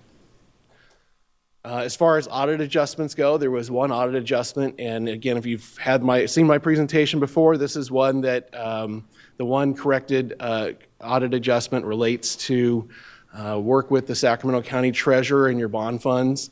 Unfortunately, they are not accounting for those in a method that complies with GAAP, and so we have to correct that. So again, this isn't something that management has done incorrectly per se, but it's something that has to be corrected in order for your financial statements to be materially correct. There were no other corrected misstatements, and there were no other uncorrected misstatements. So those are the smaller differences that we track to make sure they don't accumulate into a larger amount that could be material overall to the financial statements. As far as other communications we're required to share with you as your auditors, there were no difficulties that we encountered in completing the audit. We didn't have any disagreements with management, and we're not aware of any other adverse events or significant matters that we would have shared with the board a lot earlier than tonight had there been any. So good news there. There are several different opinions that are part of this financial statement audit. The first is your financial statements themselves. The district received an unmodified opinion, which is the type of opinion you want on your audit reports. Your financial statements comply with all the applicable accounting pronouncements and are free of material misstatement. Next is federal compliance. The district obviously has a large amount of federal dollars that you expend, and we're required to audit those as well. And we found that the district had an unmodified opinion regarding federal compliance, so there were no federal compliance findings. And then lastly, state compliance. There's a number of state compliance areas that are applicable to your district, and so we have to look at those every year. This year there were 6 different state compliance findings, and you can see the fiscal impacts related to those. So while 6 sounds like a big number, at the end of the day, the fiscal impact was about $55,000, which isn't very significant to a district of this size. And in a minute here, I'll cover what each of those comments relate to. Just a quick recap of, for perspective of the size of your school district. So at June 30th, 2023, you had assets of about $1.5 billion and a negative net position of $317 million. And really what causes that to be negative is the 2 liabilities that you're required to track. One relates to pensions and the other relates to your post-employment benefits. So those are 2 obviously very significant numbers that draw that number to a negative position. Although for the year there was a positive change in net position of about $300 million. And then specifically for your general fund, at June 30th, there was a fund balance of just under $258 million and a positive change of $148 million from the prior year. All right, so as far as the findings and recommendations go, probably a slide that should be in there that would be blank would be to say that there's no internal control comments to bring to the board's attention. So I think that's good news to report back to you, that there were no findings related to internal controls, no significant deficiencies or material weaknesses in that area. Specifically related to state compliance, the first one was on attendance. The issue here was as part of your attendance filings, one of the lines needs to report continuation education. It was actually included in the total ADA, but as far as the breakout in the supplemental section there, it was missing, so that needed to be fixed. And so there's no fiscal impact to that comment. The second one relates to instructional materials. So the district is required to hold a public hearing regarding instructional materials within the first 8 weeks of school, and that did not happen during fiscal 23. So there is no fiscal impact to this finding, and obviously we would recommend that occur within the first 8 weeks of school. The third comment relates to comprehensive school safety plans. So we're required to look at those for the sites that we looked at on rotation. We found that one of those was not reviewed and approved by March 1st, 2023, which is the state requirement. So again, no fiscal impact again to this, but obviously the reminder is to have all your comprehensive school safety plans reviewed and approved by March 1st. All right, the fourth comment relates to immunizations. This is also a repeat finding from the prior year. Again, there was a few students that were found to have not had the required doses and essentially the immunization records on hand prior to the student being allowed to participate in school. And so there is a disallowance of ADA, although you can see it's very small there at 0.189 ADA. So it actually at that level doesn't even require a restatement of your annual reports of attendance. All right, and the fifth comment relates to ACEs, or your after and before school education and safety program. So we're required to look at the supporting records of student counts that are held at the sites that you have this program operated at. And so there was an issue essentially here with the vendor that you discontinued a relationship with, and then they didn't provide or hold on to the records to support the students' enrollment that you had for those programs. So Again, we have to report that. There's not a fiscal impact to the finding. And then the last one is on transitional kindergarten. So this was a new compliance area for this year. And we have a, again, support issue related to the adult to pupil average ratio. And so the fiscal impact to this is 0.7988 or about $53,000. All right, just to wrap up my comments, last slide is that the district's financial statements are presented in all material respects fairly and comply with all the applicable accounting pronouncements. We had no federal findings. We had no internal control comments. There's a lot that goes into putting together a 120-page audit report, and there's a number of compliance areas. It doesn't just work with fiscal services. Certainly they do a large part of it, but there's a number of school sites that we visit throughout the year, and so appreciate everyone's willingness to help us and provide information that we need in order to be able to complete the audit. And really, outside of the J13 issue, this audit would have been completed on time this year. So, and it was filed in compliance with your extension, so your audit report was filed on time. So all in all, good job, I think, for the district there, and good job to your team for the hard work that they put in. With that, I'd be happy to answer any questions. Thank you, Mr. Jensen. Any public comment, sir? No public comment. How about my colleagues? What say you all? I got a question. Sure. When you talked about the immunizations, those few students that were left out, were there any extenuating circumstances for those students not having immunizations when they were enrolled? I don't know that I have support for that. Ours is kind of more of a black and white. Was it there? And if they don't comply with that, then we quantify, the impact related to that for the student that was counted present during that time. I don't know if staff has any other information they'd like to share, but. Yeah, I was just curious if maybe it was a foster youth or something that might have brought a child in without immunization. But if you don't have that, you can bring it back later. Trust me, we can do it later. All right. I know. Just students up here, so all right. Thank you. So we have no further discussion from my colleagues. Ms. Pritchett sent a motion. Second? Who seconded? Mr. Singh. And student preferential vote. Aye. Roll call, Madam Superintendent. Member Kayada? Aye. Member Phillips? Aye. Member Pritchett? Aye. Member Rhodes? Aye. Member Singh? Aye. Member Villa? Aye. Motion carries. Thank you, Mr. Jensen. Thank you, staff. We are moving on to, I believe we are at 11.2, 2023-24 second interim financial report. Ms. Marking, your floor. Thank you. Good evening for the final time, President Phillips, Superintendent Allen, members of the board, and community. Again, I'm Janae Marking, Chief Business and Operations Officer, and this is item 11.2, the 2023-24 second interim financial report, which is presented to you this evening for qualified certification.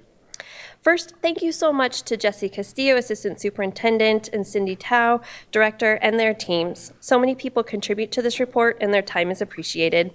The entire report is available in the board materials and will be on our website. The board adopted the 2023-24 budget on June 22nd, and the 45-day revise was presented August 17th. We reviewed the first interim report together on December 14th, and now this report provides budgeting updates and actuals through January 31st, and a look forward into the next 2 years to best understand the district's current projected financial position. Our presentation will provide a summary of the entire report, looking at general fund revenues and expenditures, changes to fund balance, and a multi-year projection update. The general fund is the district's primary discretionary operating fund, but also included is a slide on the special funds operated for designated purposes. Once again, in tabulating these numbers to present this to the board tonight, we represent the collective effort of all staff working together to maintain district solvency, stability, and local control. This chart of acronyms is provided as a reference and an agenda of what we will review tonight. This slide is a reminder of the annual budget cycle, which never stops. We are always balancing 3 years at the same time, closing out the prior year audit, which just occurred, managing and implementing the current year, and planning and developing the next fiscal year. We are currently at the blue arrow, which again is actuals through January 31st and projections incorporating those actuals through the end of the fiscal year. Noteworthy is that the LCAP process and budget process overlap, as it is specifically intended that our resources are aligned to our goals and our vision. First, we'll look at revenues.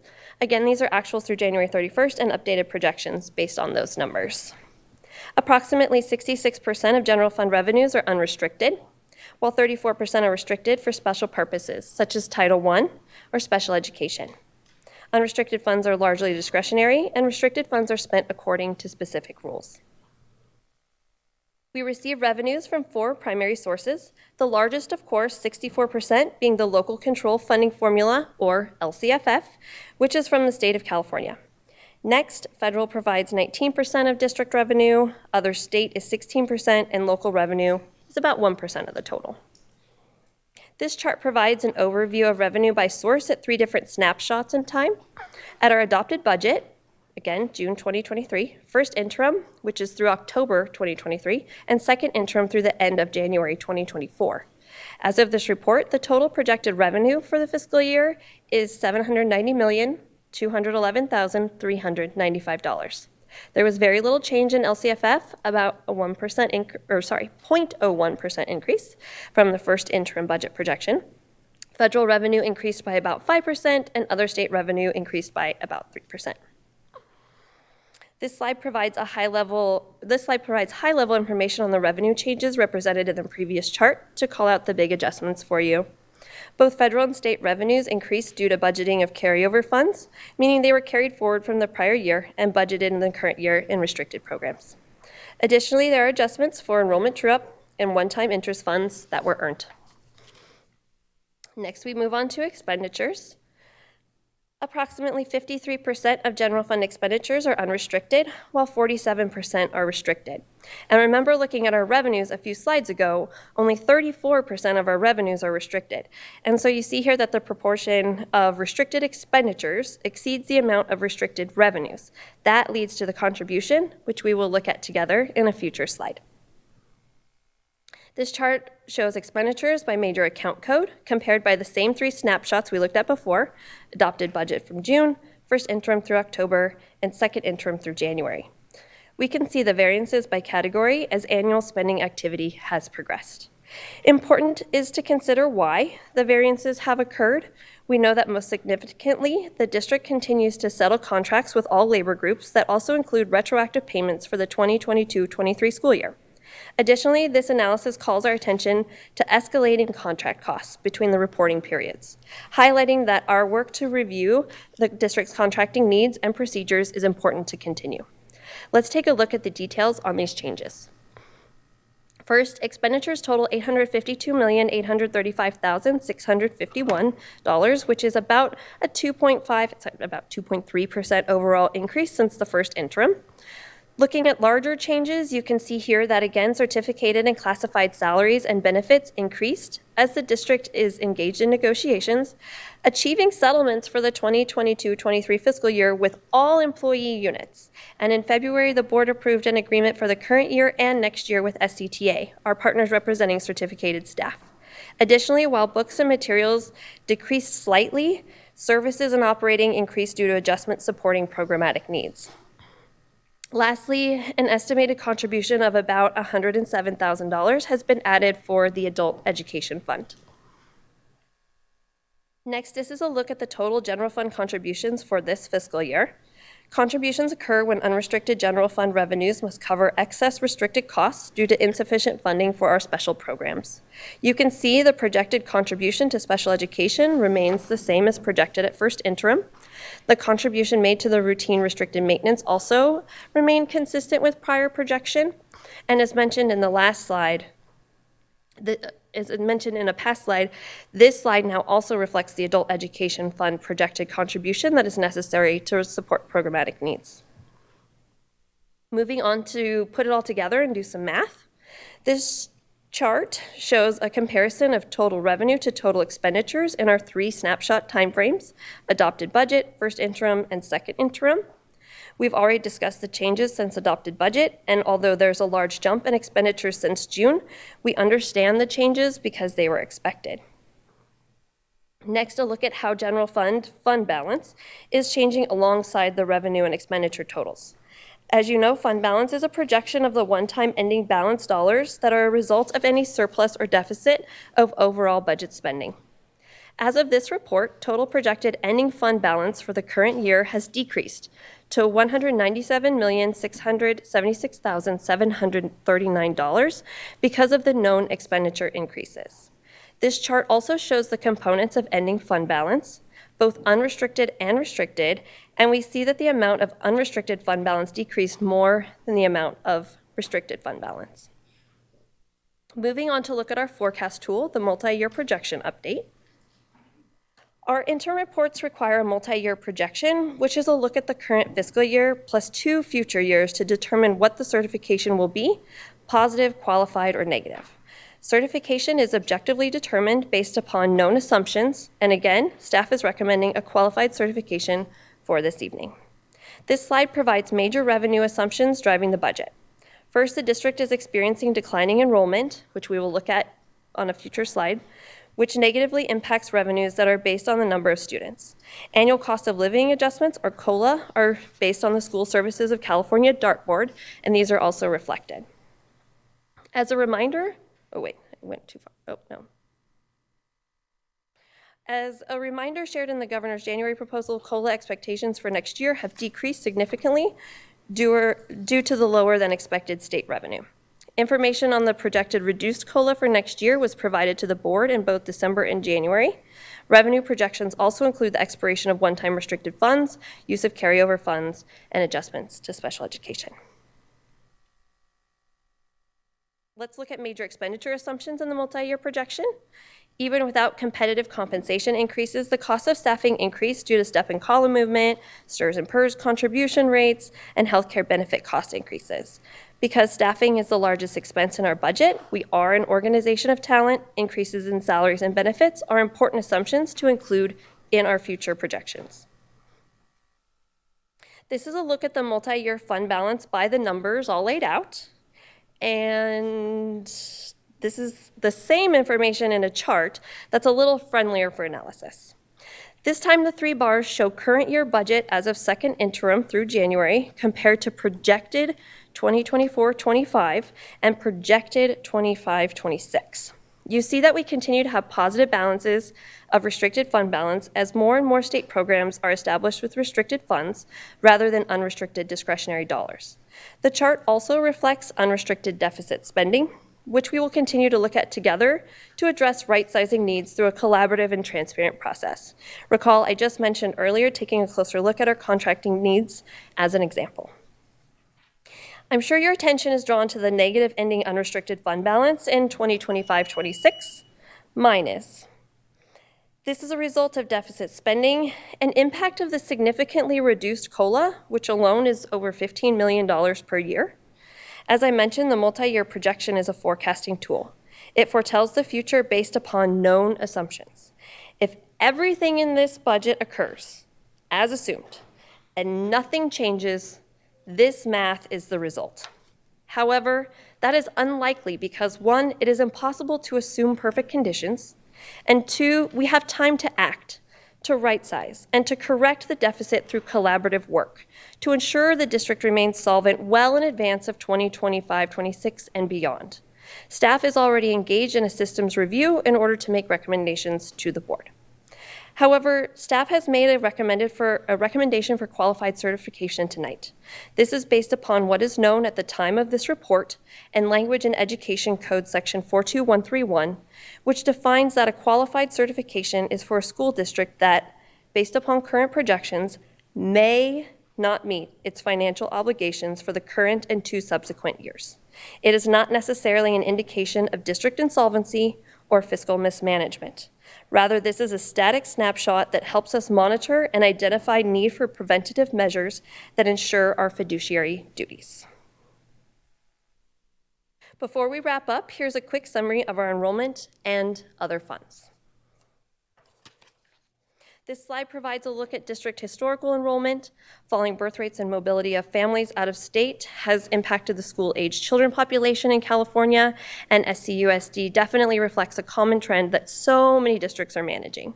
Enrollment as of Census Day, which is the first Wednesday in October, was 38,249, which is a decline of 579 students from the prior year.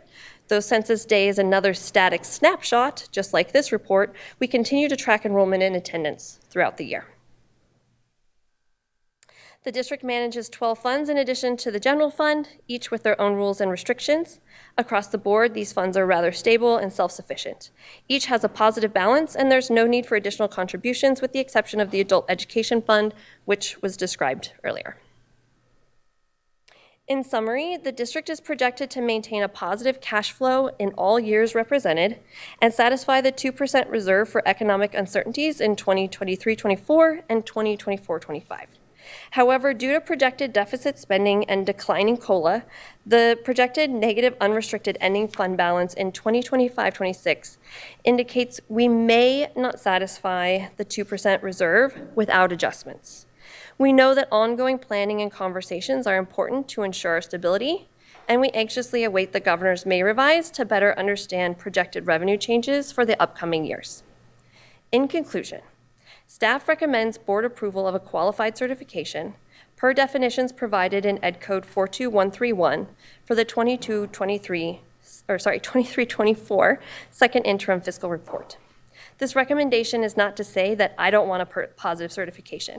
I do, as I know you and the Sac City community do as well. Yet we must objectively determine, based upon known assumptions, what the certification status will be. These are our best assumptions and the resulting calculations given the timing. And while this is the current reality of this statutory exercise, we acknowledge this isn't apocalyptic and we can do the work to get back to a positive certification. Though this projection indicates we may not meet the third-year reserve requirement, it's on us, all of us, to find adjustments next year to get back to positive, which is exactly what we are diving into. Last, let's look at the high-level narrative this budget provides. It indicates we value our people. Recent settlements reflect a commitment to competitive compensation. At the last board meeting, you took action on position layoffs, but those were minimized as much as possible. Rather than the list of positions being much longer, only those seen as necessary at this time were recommended. Staff is working to bring you solutions and recommendations that are thoughtful, inclusive, and considerate of student programs, because a knee-jerk reaction of heavy cuts that are not well thought out would be damaging to our programs and our culture. We work on small margins because we invest our dollars in outcomes and opportunities for students, utilizing all of our resources.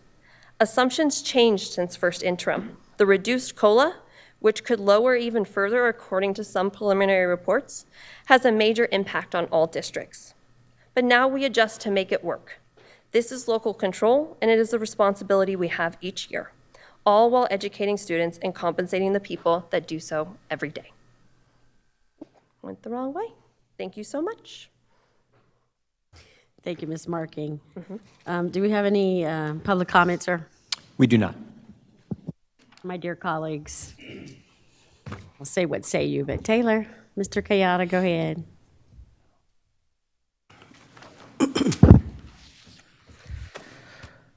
First of all, I would really like to thank you for that presentation and for the excellent work you and your team have done.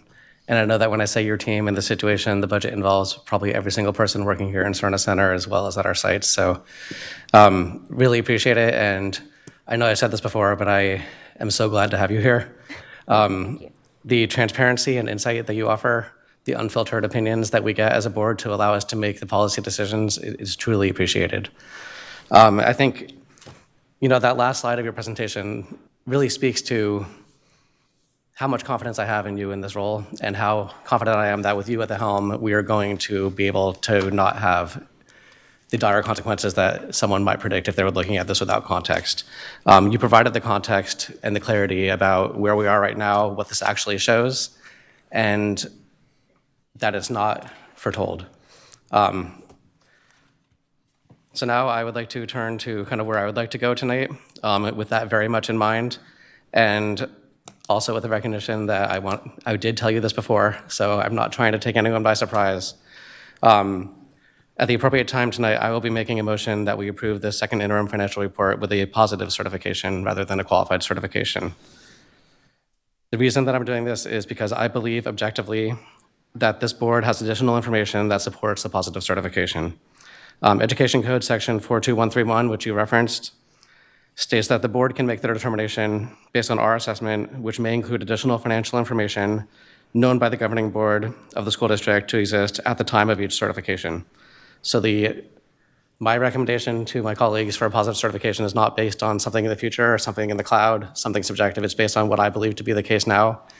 That is not reflected in these financial statements, not due to any failure of the financial statements, but because the board has information that can't be captured in those financial statements. There are 4 things that I believe support a positive certification. The first one is that, as you alluded to, we are a board and a district in transition right now.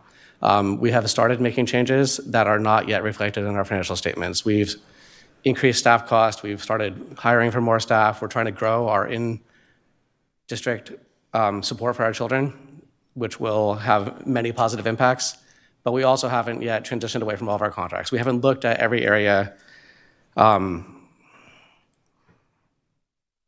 Essentially, what I'm saying is I think there's a little bit of double counting of when we actually implement this, we're not going to be having all those finances, those impacts. Number 2 is our other post-employment benefits pre-funding, which our auditor alluded to slightly. He didn't really allude to it, but I will allude to it now. I know several of my colleagues have met with CalPERS about our pre-funding of our OPEB benefits, and we are one of the best funded districts in the state.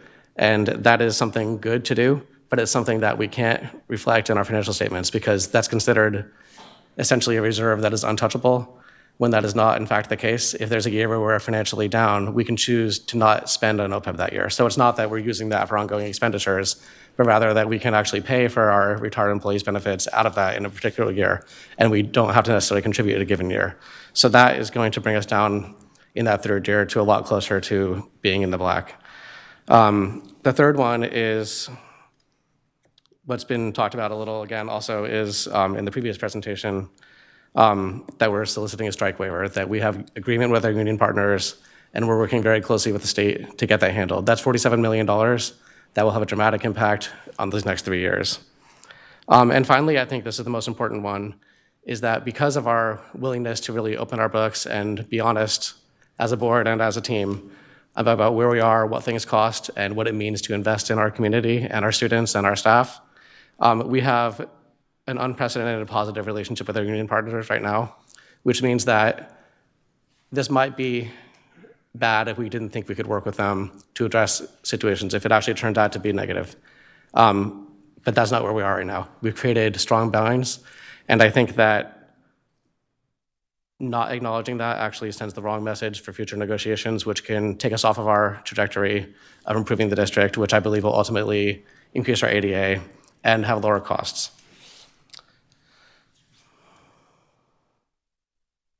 So, beep on me. My why, and I think this is important also to say, why do I care about saying that we have a positive certification rather than the qualified certification recommended by staff? Number 1 is I believe that the entire point of these certifications of our budgets is to tell our community and tell the county and tell others, hey, where are we and where are we going? And I do not believe that a qualified status actually represents where we are as a district. I think that this might send the wrong message to our community, and that's not what we want right now as we're on a regrowth mode. And finally, I believe that if we have a qualified certification that allows the county to have certain tools in place that they may take advantage of, that would be up to them at this stage with a qualified certification. I believe that our relationship with the county, and I'll put this out there because I've kind of said multiple things about SCOE in the past. I welcome their assistance. They have a great team, and I would like their help at all times. We need every hand on deck to make sure that we are having the best numbers possible, and also that, you always need more people when you're working on these finances. With that said, while I would like their assistance, I do not want their judgment and I do not want their solutions. We as a local control district who are closest to our community understand the financial decisions we need to make to invest in our community and reflect our community voices. I believe, unfortunately, the County Board of Education has politicized its relationship with Sac City Unified in a way that I believe if they were to increase their involvement with us based on a qualified certification could have a negative impact on our ability to be both financially successful the third year out and in the future, but also to achieve the goals that we've been working very hard on in the past year. So those are my comments. Again, at the appropriate time, I will make that motion. I would urge my colleagues to please consider a positive certification, as I believe that we do have information that supports that within the confines of the Ed Code. Thank you.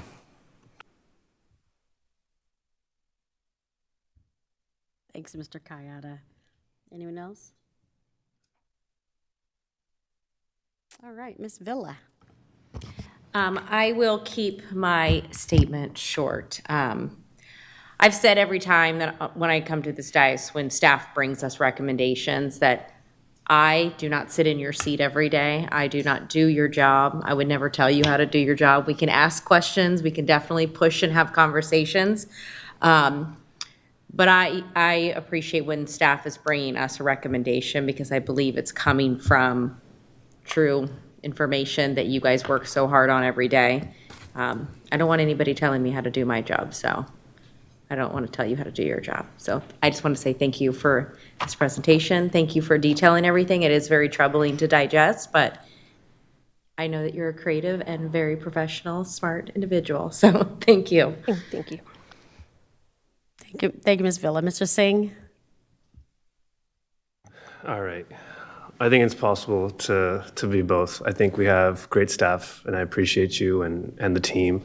And I also think we have assets on our board, and I really appreciate Board Member Kayada, who brings this amazing lens and kind of puts things together that I necessarily will not say I completely understand all the time. But I think you two combined have offered something to think about.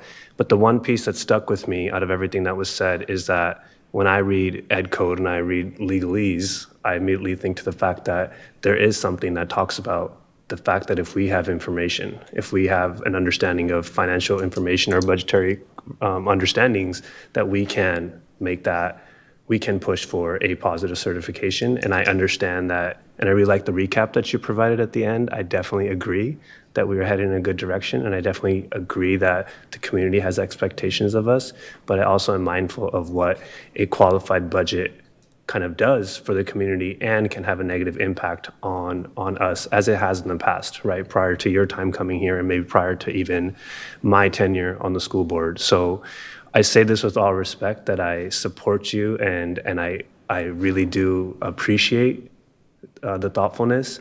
And to some level, I also think that we do have an opportunity here to think about the Ed Code in a way that's creative and allows us to kind of push for more. So thank you.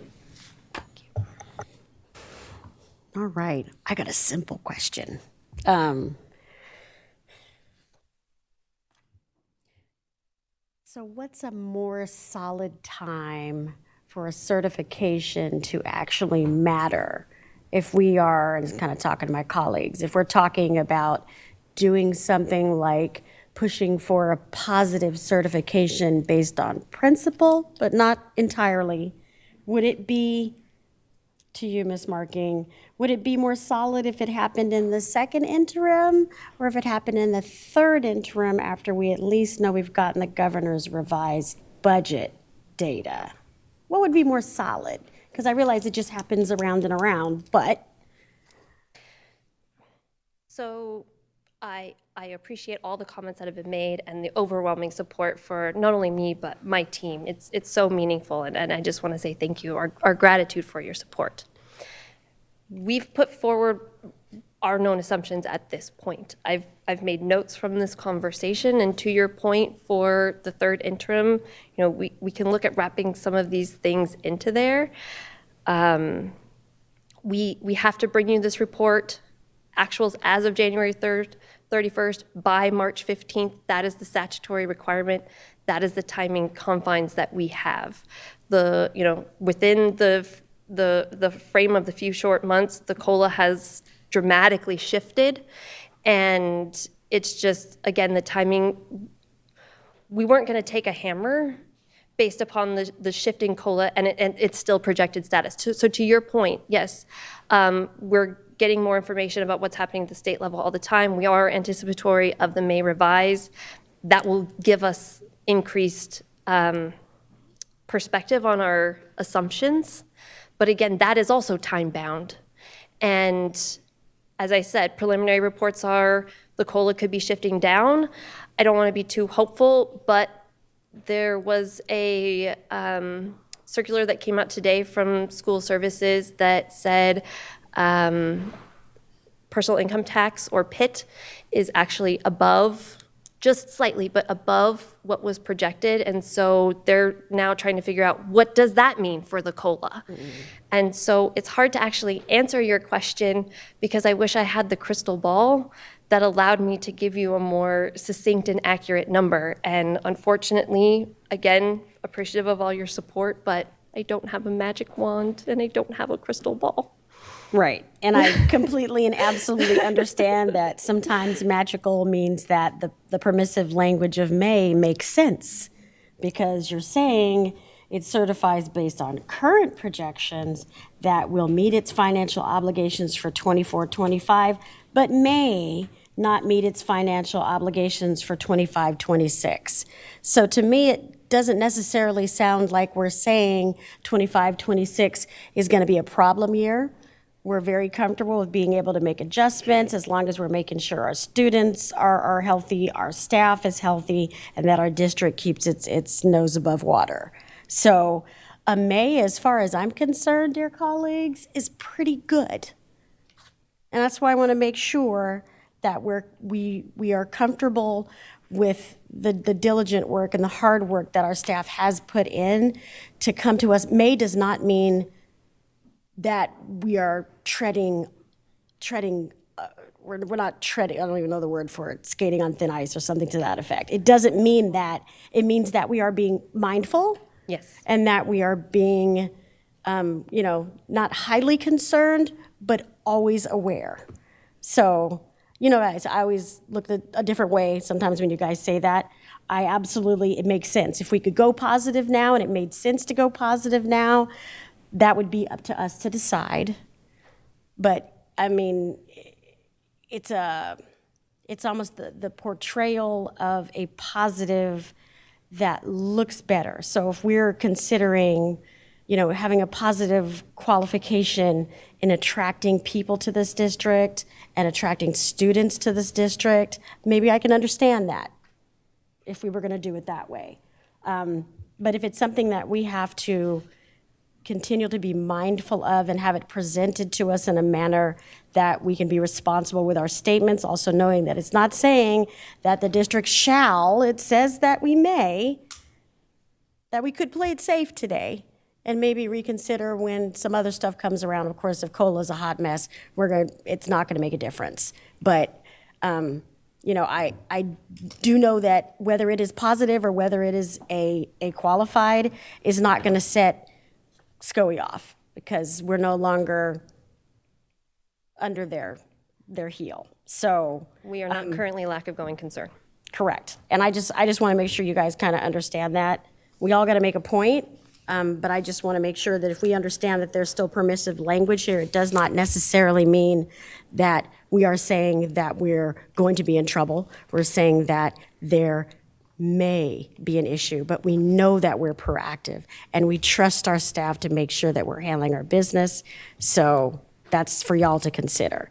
I will stop talking and allow Mr. Kayada to come on back. So I guess my previous comment was more of my CPA hat. I'd like to kind of throw my lawyer hat on there and say, rebuttal, please. I just want to make sure that, by the comments I just heard from my colleagues, that my position is fully clear. So what I'm recommending is based on facts as I understand them about our budget situation. It's not the principle, even though the principle is important and the messaging matters. That's not why I'm recommending this. I truly believe that we do have a positive budget certification currently. And in terms of support for staff, that's not just like, hey, I like you as a person, you're doing great work, keep up the good work. kind of a nuanced issue to try to thread that needle, but I guess the way I would say it is, if I was in your role, I would have written a very similar report and made the same recommendation for a qualified budget. I believe that the nuance really is in staff's role and the board's role. And I think that the board has information that we are allowed to consider under the Ed Code that's not appropriate necessarily for you to consider with your recommendation. So my recommendation isn't in contrast or contradiction to staff's recommendation. It's taking that next step to understand the board's role. I'm going to read a little bit of this Ed Code, even though I'll try to be quick with it, just so we understand what I'm referring to. So Ed Code 42131A, it says, pursuant to the reports required, the governing board of each school district shall certify in writing within 45 days of the close of the period being reported whether the school district is able to meet its financial obligations for the remainder of the fiscal year and, based on current forecasts, for the subsequent 2 fiscal years. These certifications shall be based upon the governing board of the school district's assessment on the basis of standards and criteria for fiscal stability adopted by the state, pursuant to citation, of the school district budget, as revised to reflect current information regarding the adopted state budget, school district property tax revenues, and ending balances for the preceding fiscal year. The certification shall be classified as positive, qualified, or negative, as prescribed by the superintendent for the purposes, and that's the superintendent of public instruction, for the purposes of determining subsequent actions by said superintendent, the controller, or the county superintendent of schools. These certifications shall be based upon the financial and budgetary reports required by a citation, but may also include, but may include additional financial information known by the governing board of the school district to exist at the time of each certification. And it continues, but that last part is what I'm referring to. So that is the same nuance that I'm trying to get at, which is, the first 2/3 of what I just read is what I believe staff have done, and that last fragment of a sentence is what I'm recommending for my positive certification. Well, that's highly technical and fantastic. And I totally don't understand completely, but I understand your passion, and I know you know what you're talking about. So, but I just want to say I appreciate the discourse. So our discussion is never an argument. It's always a talk. So this is why we pop back and forth. So I'm thinking about that. And again, no one's picking on anything you're saying or saying that we don't agree or that you're challenging staff. Nobody's saying that. I just want to make sure that sometimes we have to get our views across, and I appreciate that. I also appreciate Ms. Villa, and I'm about to appreciate Ms. Pritchett because she wants to share as well. Thank you. I appreciate that last comment about stating the facts, and I really appreciate my colleagues' conversations of just trying to protect our district and of how people view us. But I am worried that we're looking at it as we're putting up a veil of how, of people looking in. And that worries me a little bit. And so my question to Janaea is, when you wrote down on here qualified certification, how come you didn't put positive certification instead? So by definition of Ed Code 42131, you must have positive cash flow for all 3 years, and you must be able to meet the reserve for economic uncertainty all 3 years. And based upon this projection, we have the cash flow element, check, but we don't have the reserve for economic uncertainty in that 3rd year, just based upon the math and assumptions. That's what we think that we can clean up and resolve. To President Phillips' point, it's a may, it's not a shall. But in my role, those are the parameters I'm given, and that's why I made the recommendation, or staff has made the recommendation of a qualified, is because the parameters as defined in Ed Code put us right there. So in my experience on the board, if we vote on a positive certification, more than likely we're going to get a letter from SCOE that knocks it down to a qualified certification. Is that assumption probably correct? I think that's a fair speculation. Obviously, I can't speak on behalf of SCOE, but okay. They are also going to look at and interpret the Ed Code from their lens and their perspective. They may concur or disagree. Yeah. Okay, thank you. Thanks, Ms. Pritchett. So, just making sure that I understand this. there's an interpretation of Ed Code, and the qualification isn't necessarily based solely in fact, but fact at a certain time. So you've taken a snapshot. Right now, this is where we are. And then Taylor, it sounds like your interpretation is, according to the Ed Code, we can do a positive certification based on our understanding and what information we have, and if we feel comfortable making that positive. Previously, we had done this, and we made a positive, and then SCOE came back and said, nah, it's not right. So we have a higher authority who's interpreting the education code, saying one thing that aligns with what our CFO is talking about. I like I said, that's why I'm saying that. I just, like, we're obviously going to put it up for a vote, but I think it would be really, really cool for us to have, you know, an understanding that because this is a fact based on projections isn't really a fact, because at some point, but it's never going to, because it's cyclical, it's never going to be a point in time where that fact is solid. It's always going to be moving, which is why the may to me sounds really cool, and why the positive is going to get us information from SCOE, even though we know we can remedy this and make this right. At this point in time, a may makes logical sense to me. But I do appreciate the conversations that we've had this evening. I really do. And this is truly an action item, I believe. And so we're moving out of conference, and now we're moving it to action. And Mr. Kayada has made a motion, and I believe your motion is to approve the 23-24 second interim financial report as a positive certification? Yes, that's correct. Do we have a second? Mr. Singh seconds.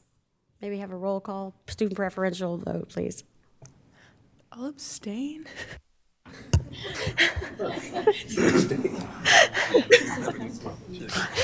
Member Kayada. Aye. Member Phillips. Nah. Member Pritchett. No. Member Rhodes. Aye. Member Singh. Member Villa. No. Motion does not pass. It's Motion three. does You not need 4 pass. votes to pass. Thank you. So that motion does not pass. We're moving into more discussion, or we want to pull for a motion, y'all? Any more discussion, though? I want to make sure. We're good? Okay. So a motion came from Ms. Villa and second from Ms. Pritchett. Student preferential vote? I'll again abstain. Or maybe. Member Kayada. So the motion is staff's recommendation? Yes. Okay, no. Member Phillips. Yes. Member Pritchett. Yes.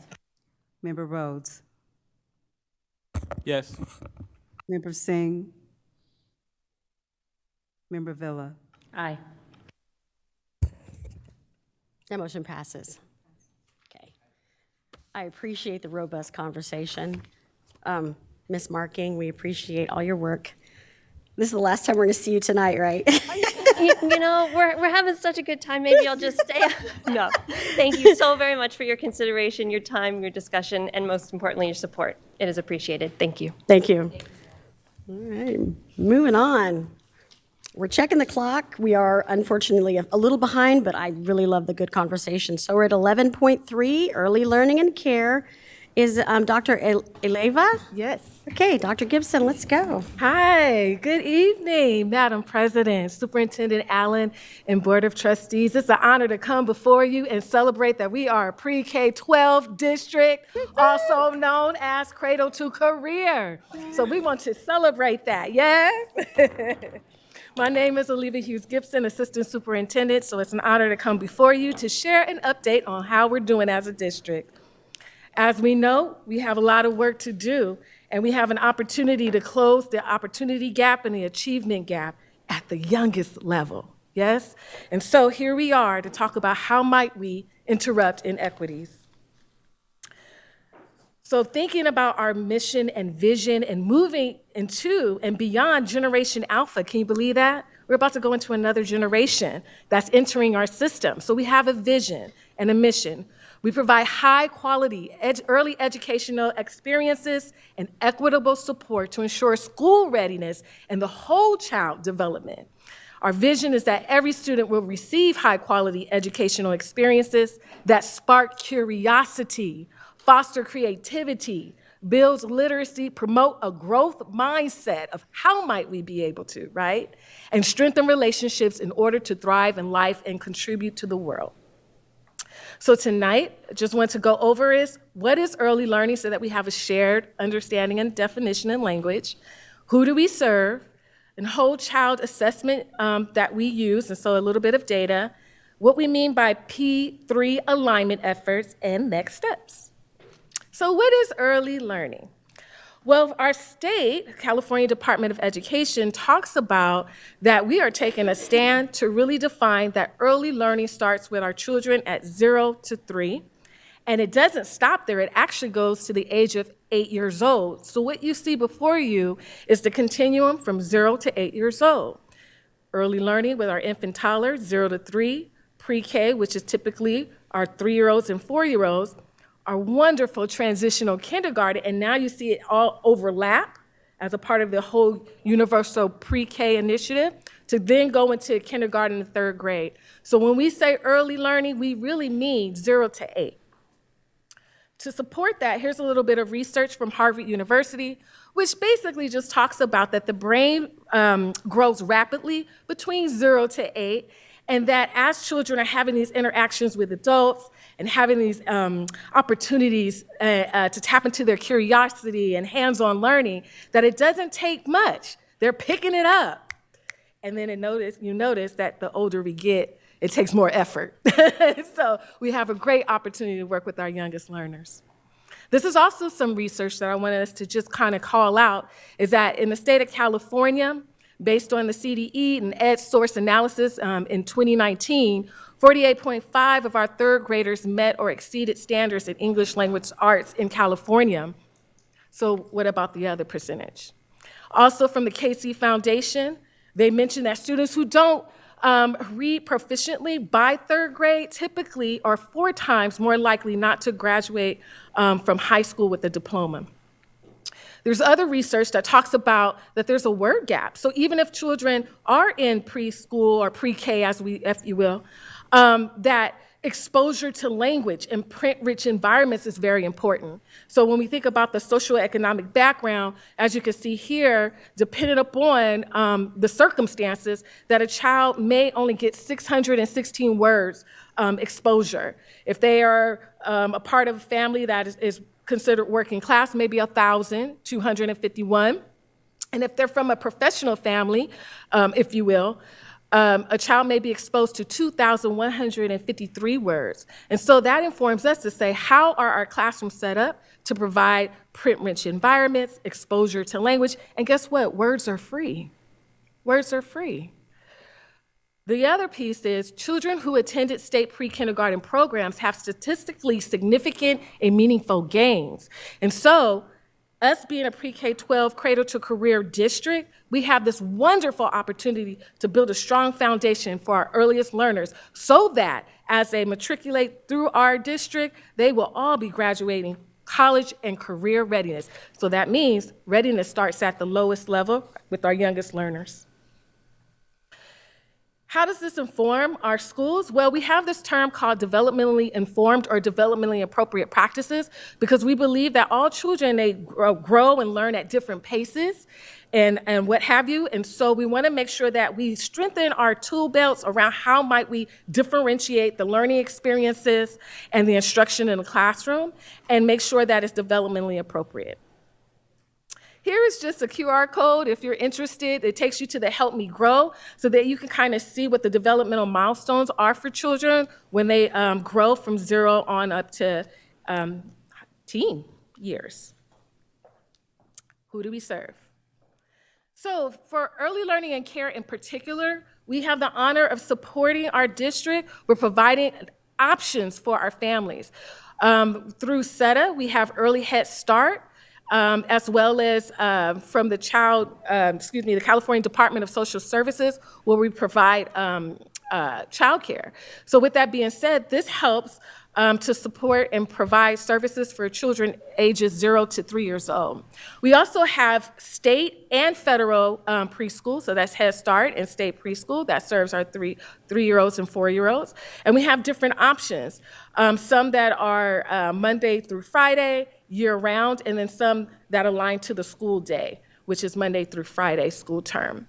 We also have options for our children who are 5 to 11 years old through a subsidized program over at MOK. And then we also have fee-based programs at LDV and Matsuyama. And we have parent participation preschool, which you know that is actually through our parents and providing those opportunities to get involved in their children's learning. And last but not least, this year, first 5 playgroups. So look at this, let's celebrate this. We have pre-K sites and TK sites all throughout Sacramento City Unified School District. And what you can see here to the left is our pre-K sites. We want to always honor the pioneers who were the original early kindergarten leaders who opened up early kindergarten. And then we termed it as transitional kindergarten in 2022 to now.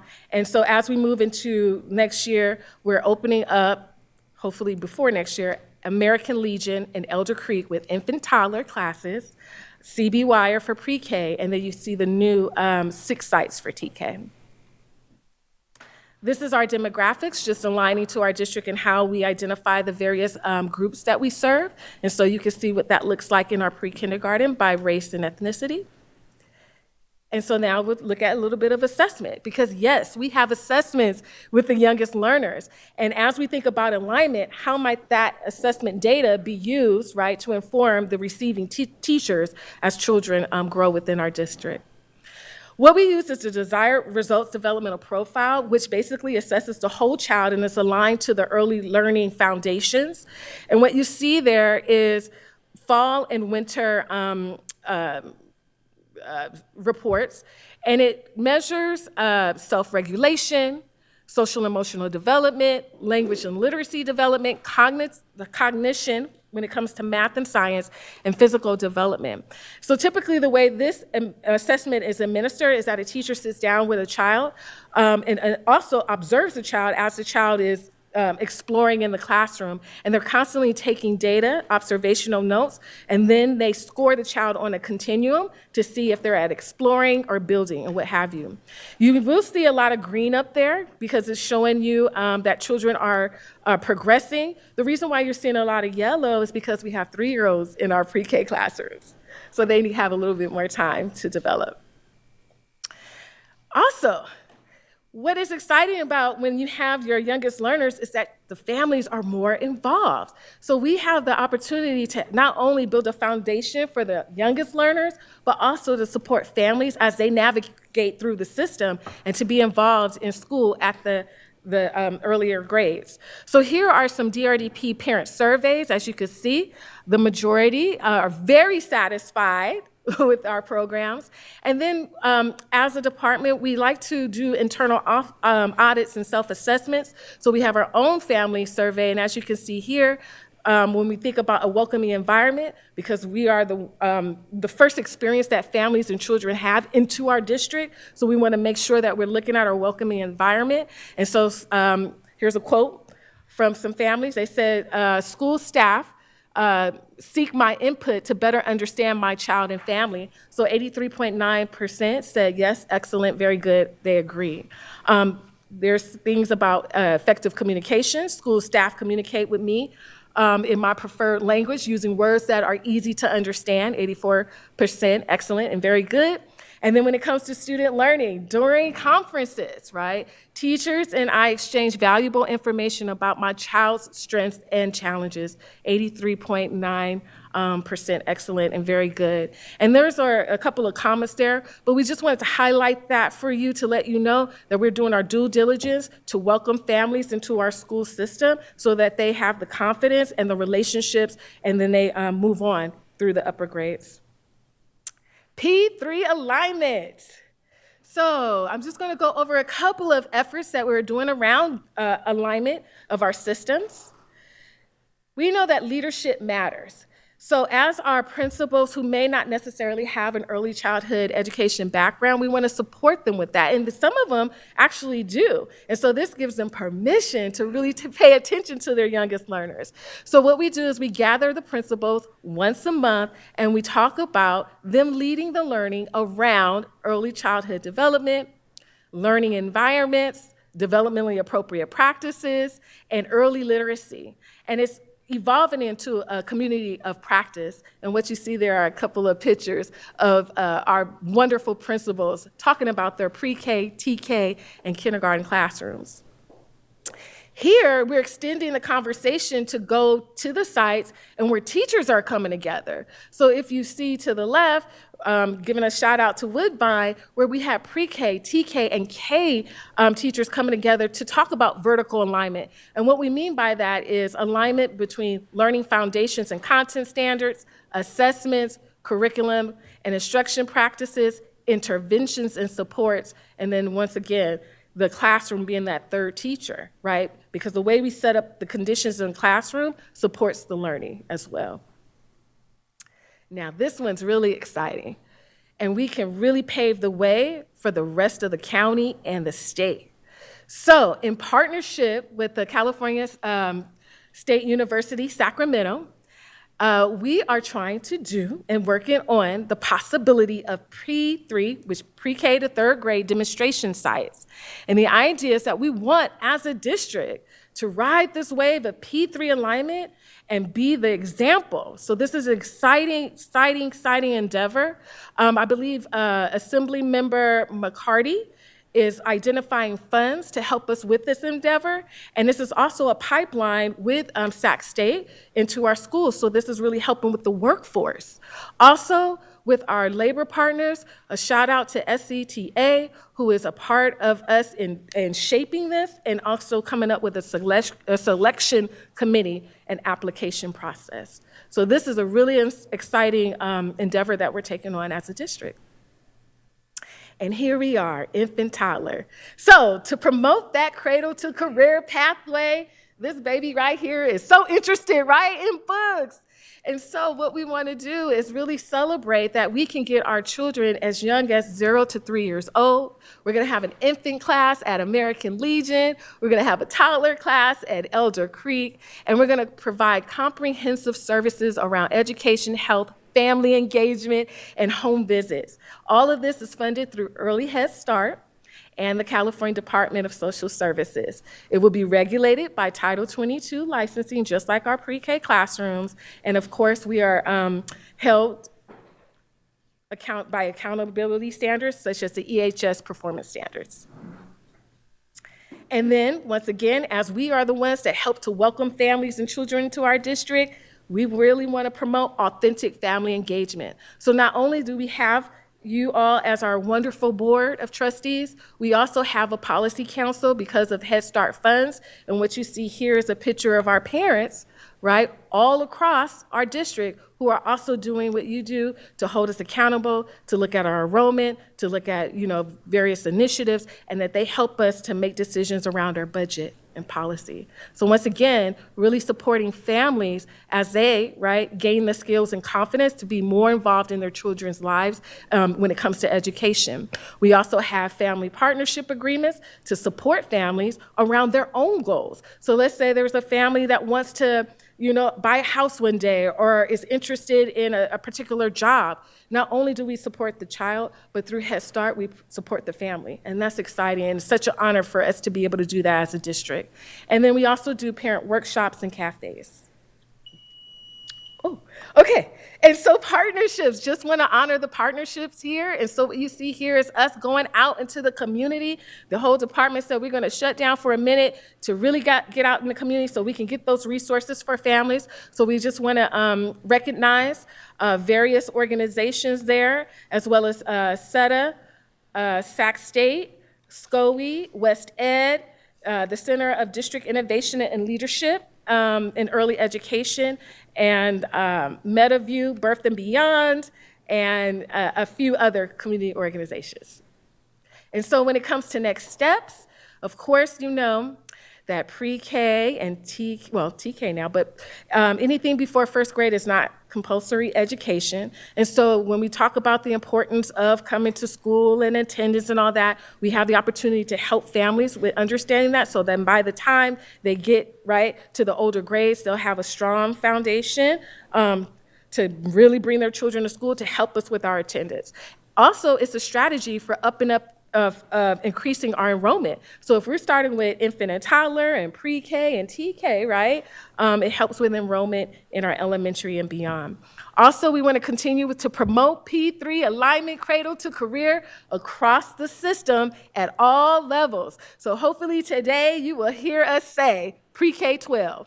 Also, we want to improve and strengthen family and community partnerships and improve outcomes for children and families as measured by quantitative and qualitative impact data, such as assessments, ongoing feedback, and the like. So once again, I thank you for this opportunity to come before you. We are excited about this work. And just a few quotes here: early childhood education is the key to the betterment of society. So it's bigger than us, right? We're touching the future. That's by Maria Montessori. And there can be no keener revelation of a society's soul than the way in which we treat its children. Nelson Mandela. Thank you. I thank you kindly. That's a fabulous presentation. I have to look at my paper to make sure I know where I am. Sorry. Do we have any public comment, sir? We do have one speaker, Terrence Gladney. Aha, Mr. Gladney, your mic, sir. Oh, hi. No, I mean, the first time I met Dr. Gibson, I was actually meeting with one of her staff, and the energy that she has here tonight is just who she is, and she's just a beautiful soul, and I feel really honored to have met her and crossed paths with her. Like, she didn't even know me, but I was just in her space, in her staff space, and she offered me a cupcake, and I'm like, whose birthday is it? She's like, I just got cupcakes because, I don't even remember what day it was, but she just loves her staff love her, and we're really fortunate to have her truly looking out for our babies. But I didn't want her to come up here and not let her know that she's supported, obviously, in what she does, but I am a Head Start baby.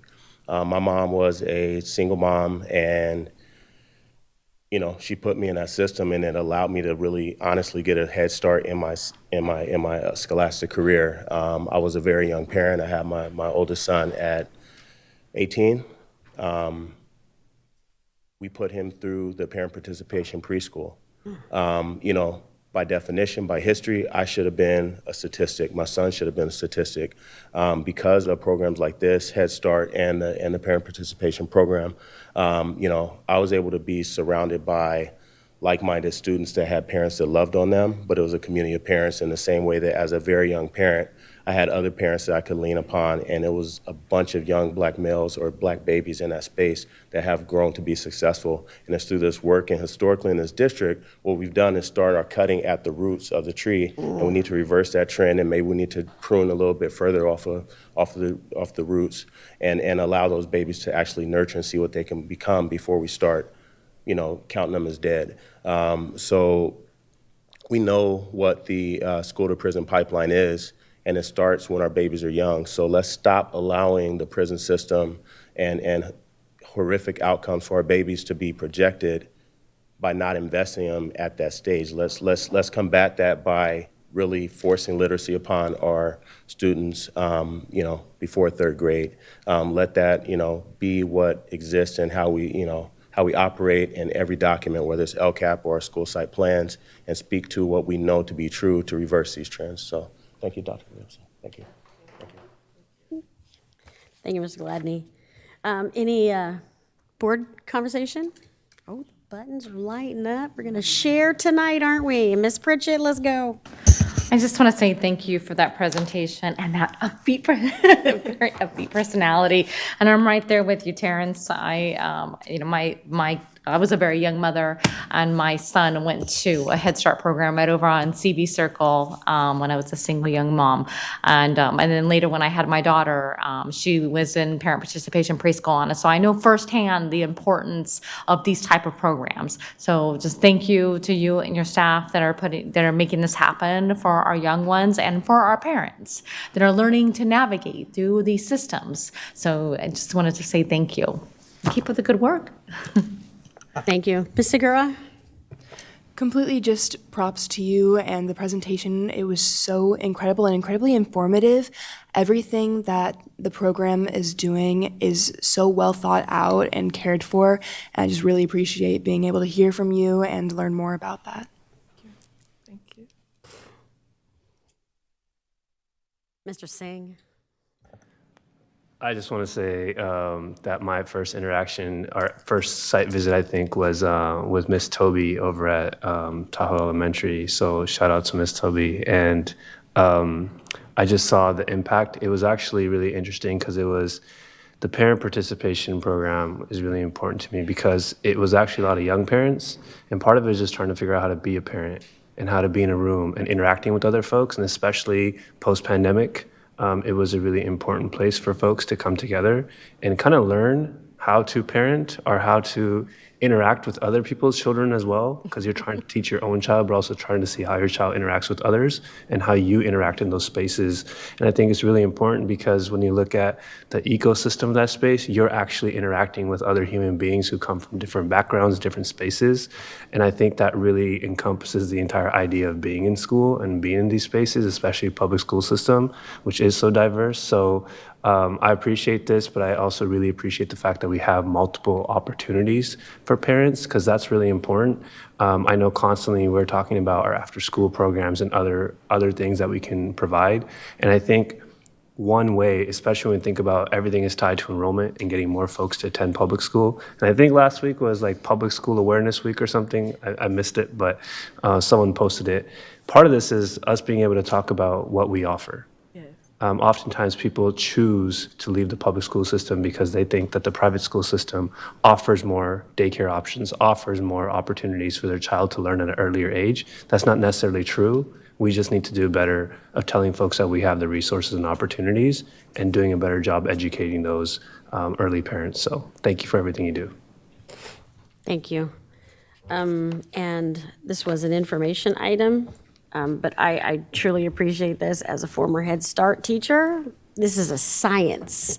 And the more we hone in, I mean, you can walk into any class, and each one of these classes is going to be wherever you go, that second grade class is going to be that way, that PK, everything's going to be not near identical, but like manufactured in a way that you know you're going to get the results. So I really look forward to hearing more and maybe coming out and doing a site visit when we show up over at my high school over there. So I'm very excited, and I thank you. Thank you. Kindly, Dr. Gibson. And we are done with that one, so. Thank you. See, thanks for being here, ma'am. Communications. It's gonna be fast, right, y'all? Superintendent's report. Madam Superintendent. Thank you, President Phillips. In honor of Women's History Month, and in that spirit, I would like to begin my remarks tonight by congratulating the McClatchy girls basketball team. Yes, on their historic upset and incredible run in the CIF NorCal Regional Tournament. Our CKM Lions were the 16th seed in the tournament and had to travel to the Bay Area to play six-time state champion Pinewood School. Our Lions were not deterred by this challenge and came home with an incredible upset victory. 2 days later, the Lions followed it up with another huge victory win over Whitney High School in Rockland. Although their amazing run ended this past Saturday, I want to convey my pride in our student athletes and my appreciation for their hard work. I'd also like to thank CKM for hosting the Sac City Unified All-City Music Choir or music concert in their beautiful and historic auditorium on Leap Day. I had the pleasure of attending this concert that included performances by our band, orchestra, and choir students. This event was offered free to our community so they could enjoy this family-friendly entertainment by our talented students. It was raining that day, raining, and the auditorium was packed with parents and families and grandparents. And so I want to thank the teachers and staff who worked to make this night possible. It was incredible. And also on February 29th, I'm happy to report that the Cerna Center, as Ms. Malevsky said, was very crowded for our hiring event. And so I too would like to thank Dr. Tiffany Smith-Simmons and the HR team for working to fill, yes, the teacher positions. They also worked to fill a large number of nutrition services positions and substitute custodian positions. So thank you. And also thank you to our communications team for their work in promoting the hiring event and working to get the news coverage out that day that helped bring in more applicants to our community. And last Friday evening, I had the opportunity to be in attendance at the California School Public Relations Association Conference in downtown Sacramento to see the members of our communications team be honored for their excellent work. Yes, our district was the recipient of 2 CalSPRA Awards of Excellence that night for their efforts to highlight our new school construction projects and our high school manufacturing tours that are run by our wonderful CTE department. Also that night, our Chief Communications Officer, Mr. Brian Heap, received the CalSPRA Rising Star Award that recognizes an emerging leader in the school communications profession.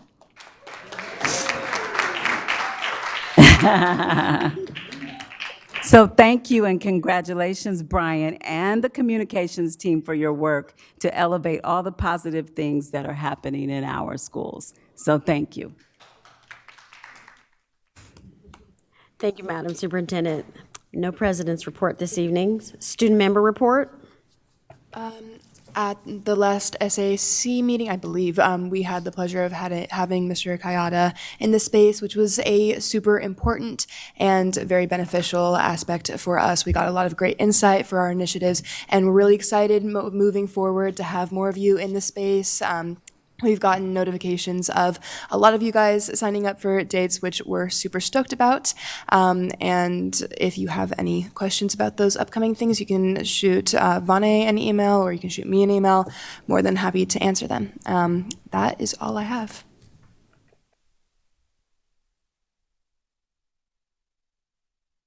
Thank you, Ms. Sacramento. Ms. Villa? Just 2 quick items. One, we have our community fair at Suyu Elementary this Saturday, and that is from 10 a.m. to 1 p.m. They're going to have some pretty cool things. I think we have it over here.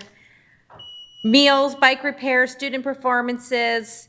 We're going to have actually a next level pro wrestling match. So that is a highlight. But that is on 6032 36th Avenue, 10 to 1, Suyu Elementary. It's free.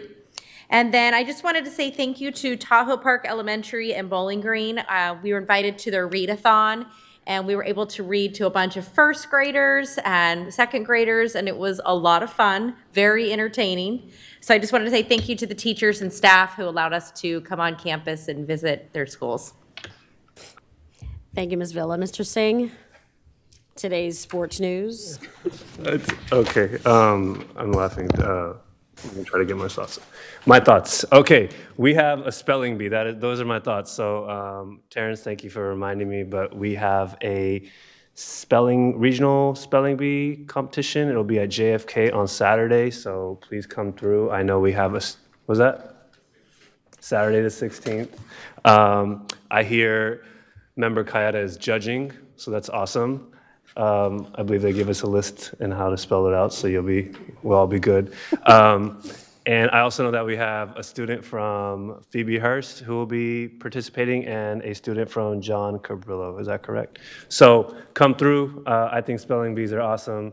I can't win one, but I really look forward to seeing these kids spell things out. So that's all I got. Thank you. Mr. Kayada?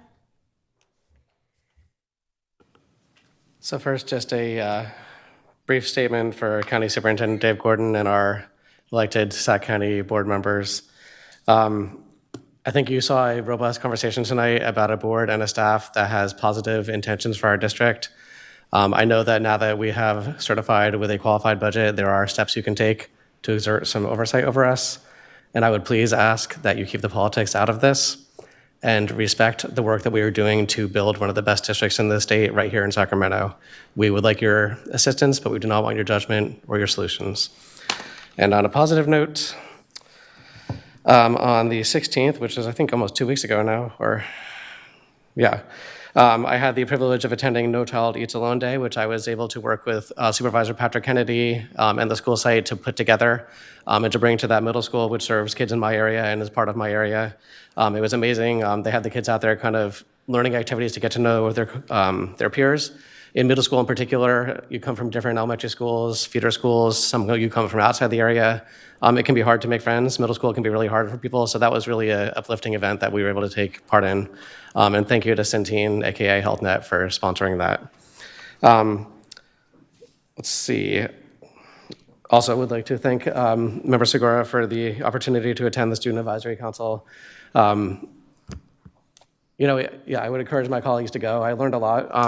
I think, we talked about a few things, but something that stuck with me is that the previous board meeting, we had a presentation on identifying unhoused students and how we were supporting them. And we kind of had that same presentation come back to the students, and the conversation was so different. And that's what's so great about the student involvement and the committee and having a student board member is the different approach to it. You said that I offered some input, but I learned a lot from you all. So I really appreciate it. And again, everyone else should definitely make it a priority to go. Like Member Villa said, I appreciated the opportunity. I was invited to Bowling Green to go read to some students. I read to 4 classes, read a couple short books, one very long book, and a couple medium books, and it was great.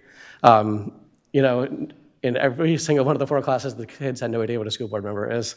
But I hope that their parents know that we are here to serve them and their community, and if they have any needs, they should reach out to us. So I hope at least, about 100 kids I touched that day took that message home to their parents and their communities. Tomorrow, I will be at the School of Engineering and Sciences to look. I was invited to 2 things. I don't know, General, if you're going, but they're doing a wind unit where they're completing their test wind turbines to see which one's the fastest and has the best functionality. Really amazing things coming out of the School of Engineering and Sciences, and really glad to have that as part of our school district. Really uplifting kind of some of our smaller schools, the great things they can do. Looking forward to, no one has mentioned it yet, actually, even though we have all this swag here, to the community fair at CU on Saturday. Looking forward to going out there. Did she? I'm sorry. Okay. That's why I want this. I want this. You know what? You're saying that now, and I remember you said it. Yeah, put on your mask. He was distracting you. He was distracting me with the mask. No, it's the wrestling. But anyway, I'm looking forward to being out there and seeing everyone. And also looking forward to the spelling bee. Thank you. And thank you, Terrence, for your advocacy in this area. That's it. Thank you all for sharing, members. Moving on to consent agenda. Wait. Yes, I'm sorry, Mr. Rhodes. I do that. I did that all the time to you, so my bad. I just wanted to say, just in case anybody was wondering why I put on the mask, is because of the wrestling. I wasn't just putting on the mask for any reason. We have a whole wrestling show. So I think that'll be great for all our board members to wear a mask like I did. You guys don't have to, but I'm going to put on the mask again because I'm excited about the wrestling. And everybody should come out and join us to wrestle and have a good time. Thank you, guys. So this mask is more reflective of like the Nacho Libre kind of thing, right? And then it's also our like mascot. Okay, okay. I'll consider it. All Thank day. you. Yeah. Nobody's gonna do it? Okay. No. That's cool. It's okay, guys. Yeah, we're good. All right, so moving on. Just me. Consent agenda. I do appreciate the camaraderie here. So consent agenda. We got any public comment, sir? Come on, I'm following it. We do not. Okay, thank you. And I believe I heard a motion by Ms. Pritchett, and there was no one pulling anything off of consent agenda today, correct? We have to honor all of our members. Just want to make sure. The mask is upsetting, but it's okay. So Ms. Pritchett is called for a motion, and a second is from Ms. Villa. Student preferential vote? Member Kayada? Member Phillips? Aye. Member Pritchett? Member Rhodes? Aye. Member, oh my goodness. Member Singh? Member Phillip? Aye. That passes. Consent agenda is on its way. And so item 14, business and financial information reports. I have received that information. I'll be doing lots of signatures in a moment. Slowly and confidently, I will read the future board meetings and dates, locations for those who want to write it down. I will always read it slowly. March 21, 2024, 5 p.m. Closed session, 6:30 p.m. at your Cerna Center. April 4, 2024, 5 p.m. is closed session, and 6:30 p.m. is open session here at your Cerna Center. Item 16. Mr. Singh moves. Ms. Pritchett seconds. All in favor? Aye. Thank you kindly. We will have a good evening. This meeting is closed.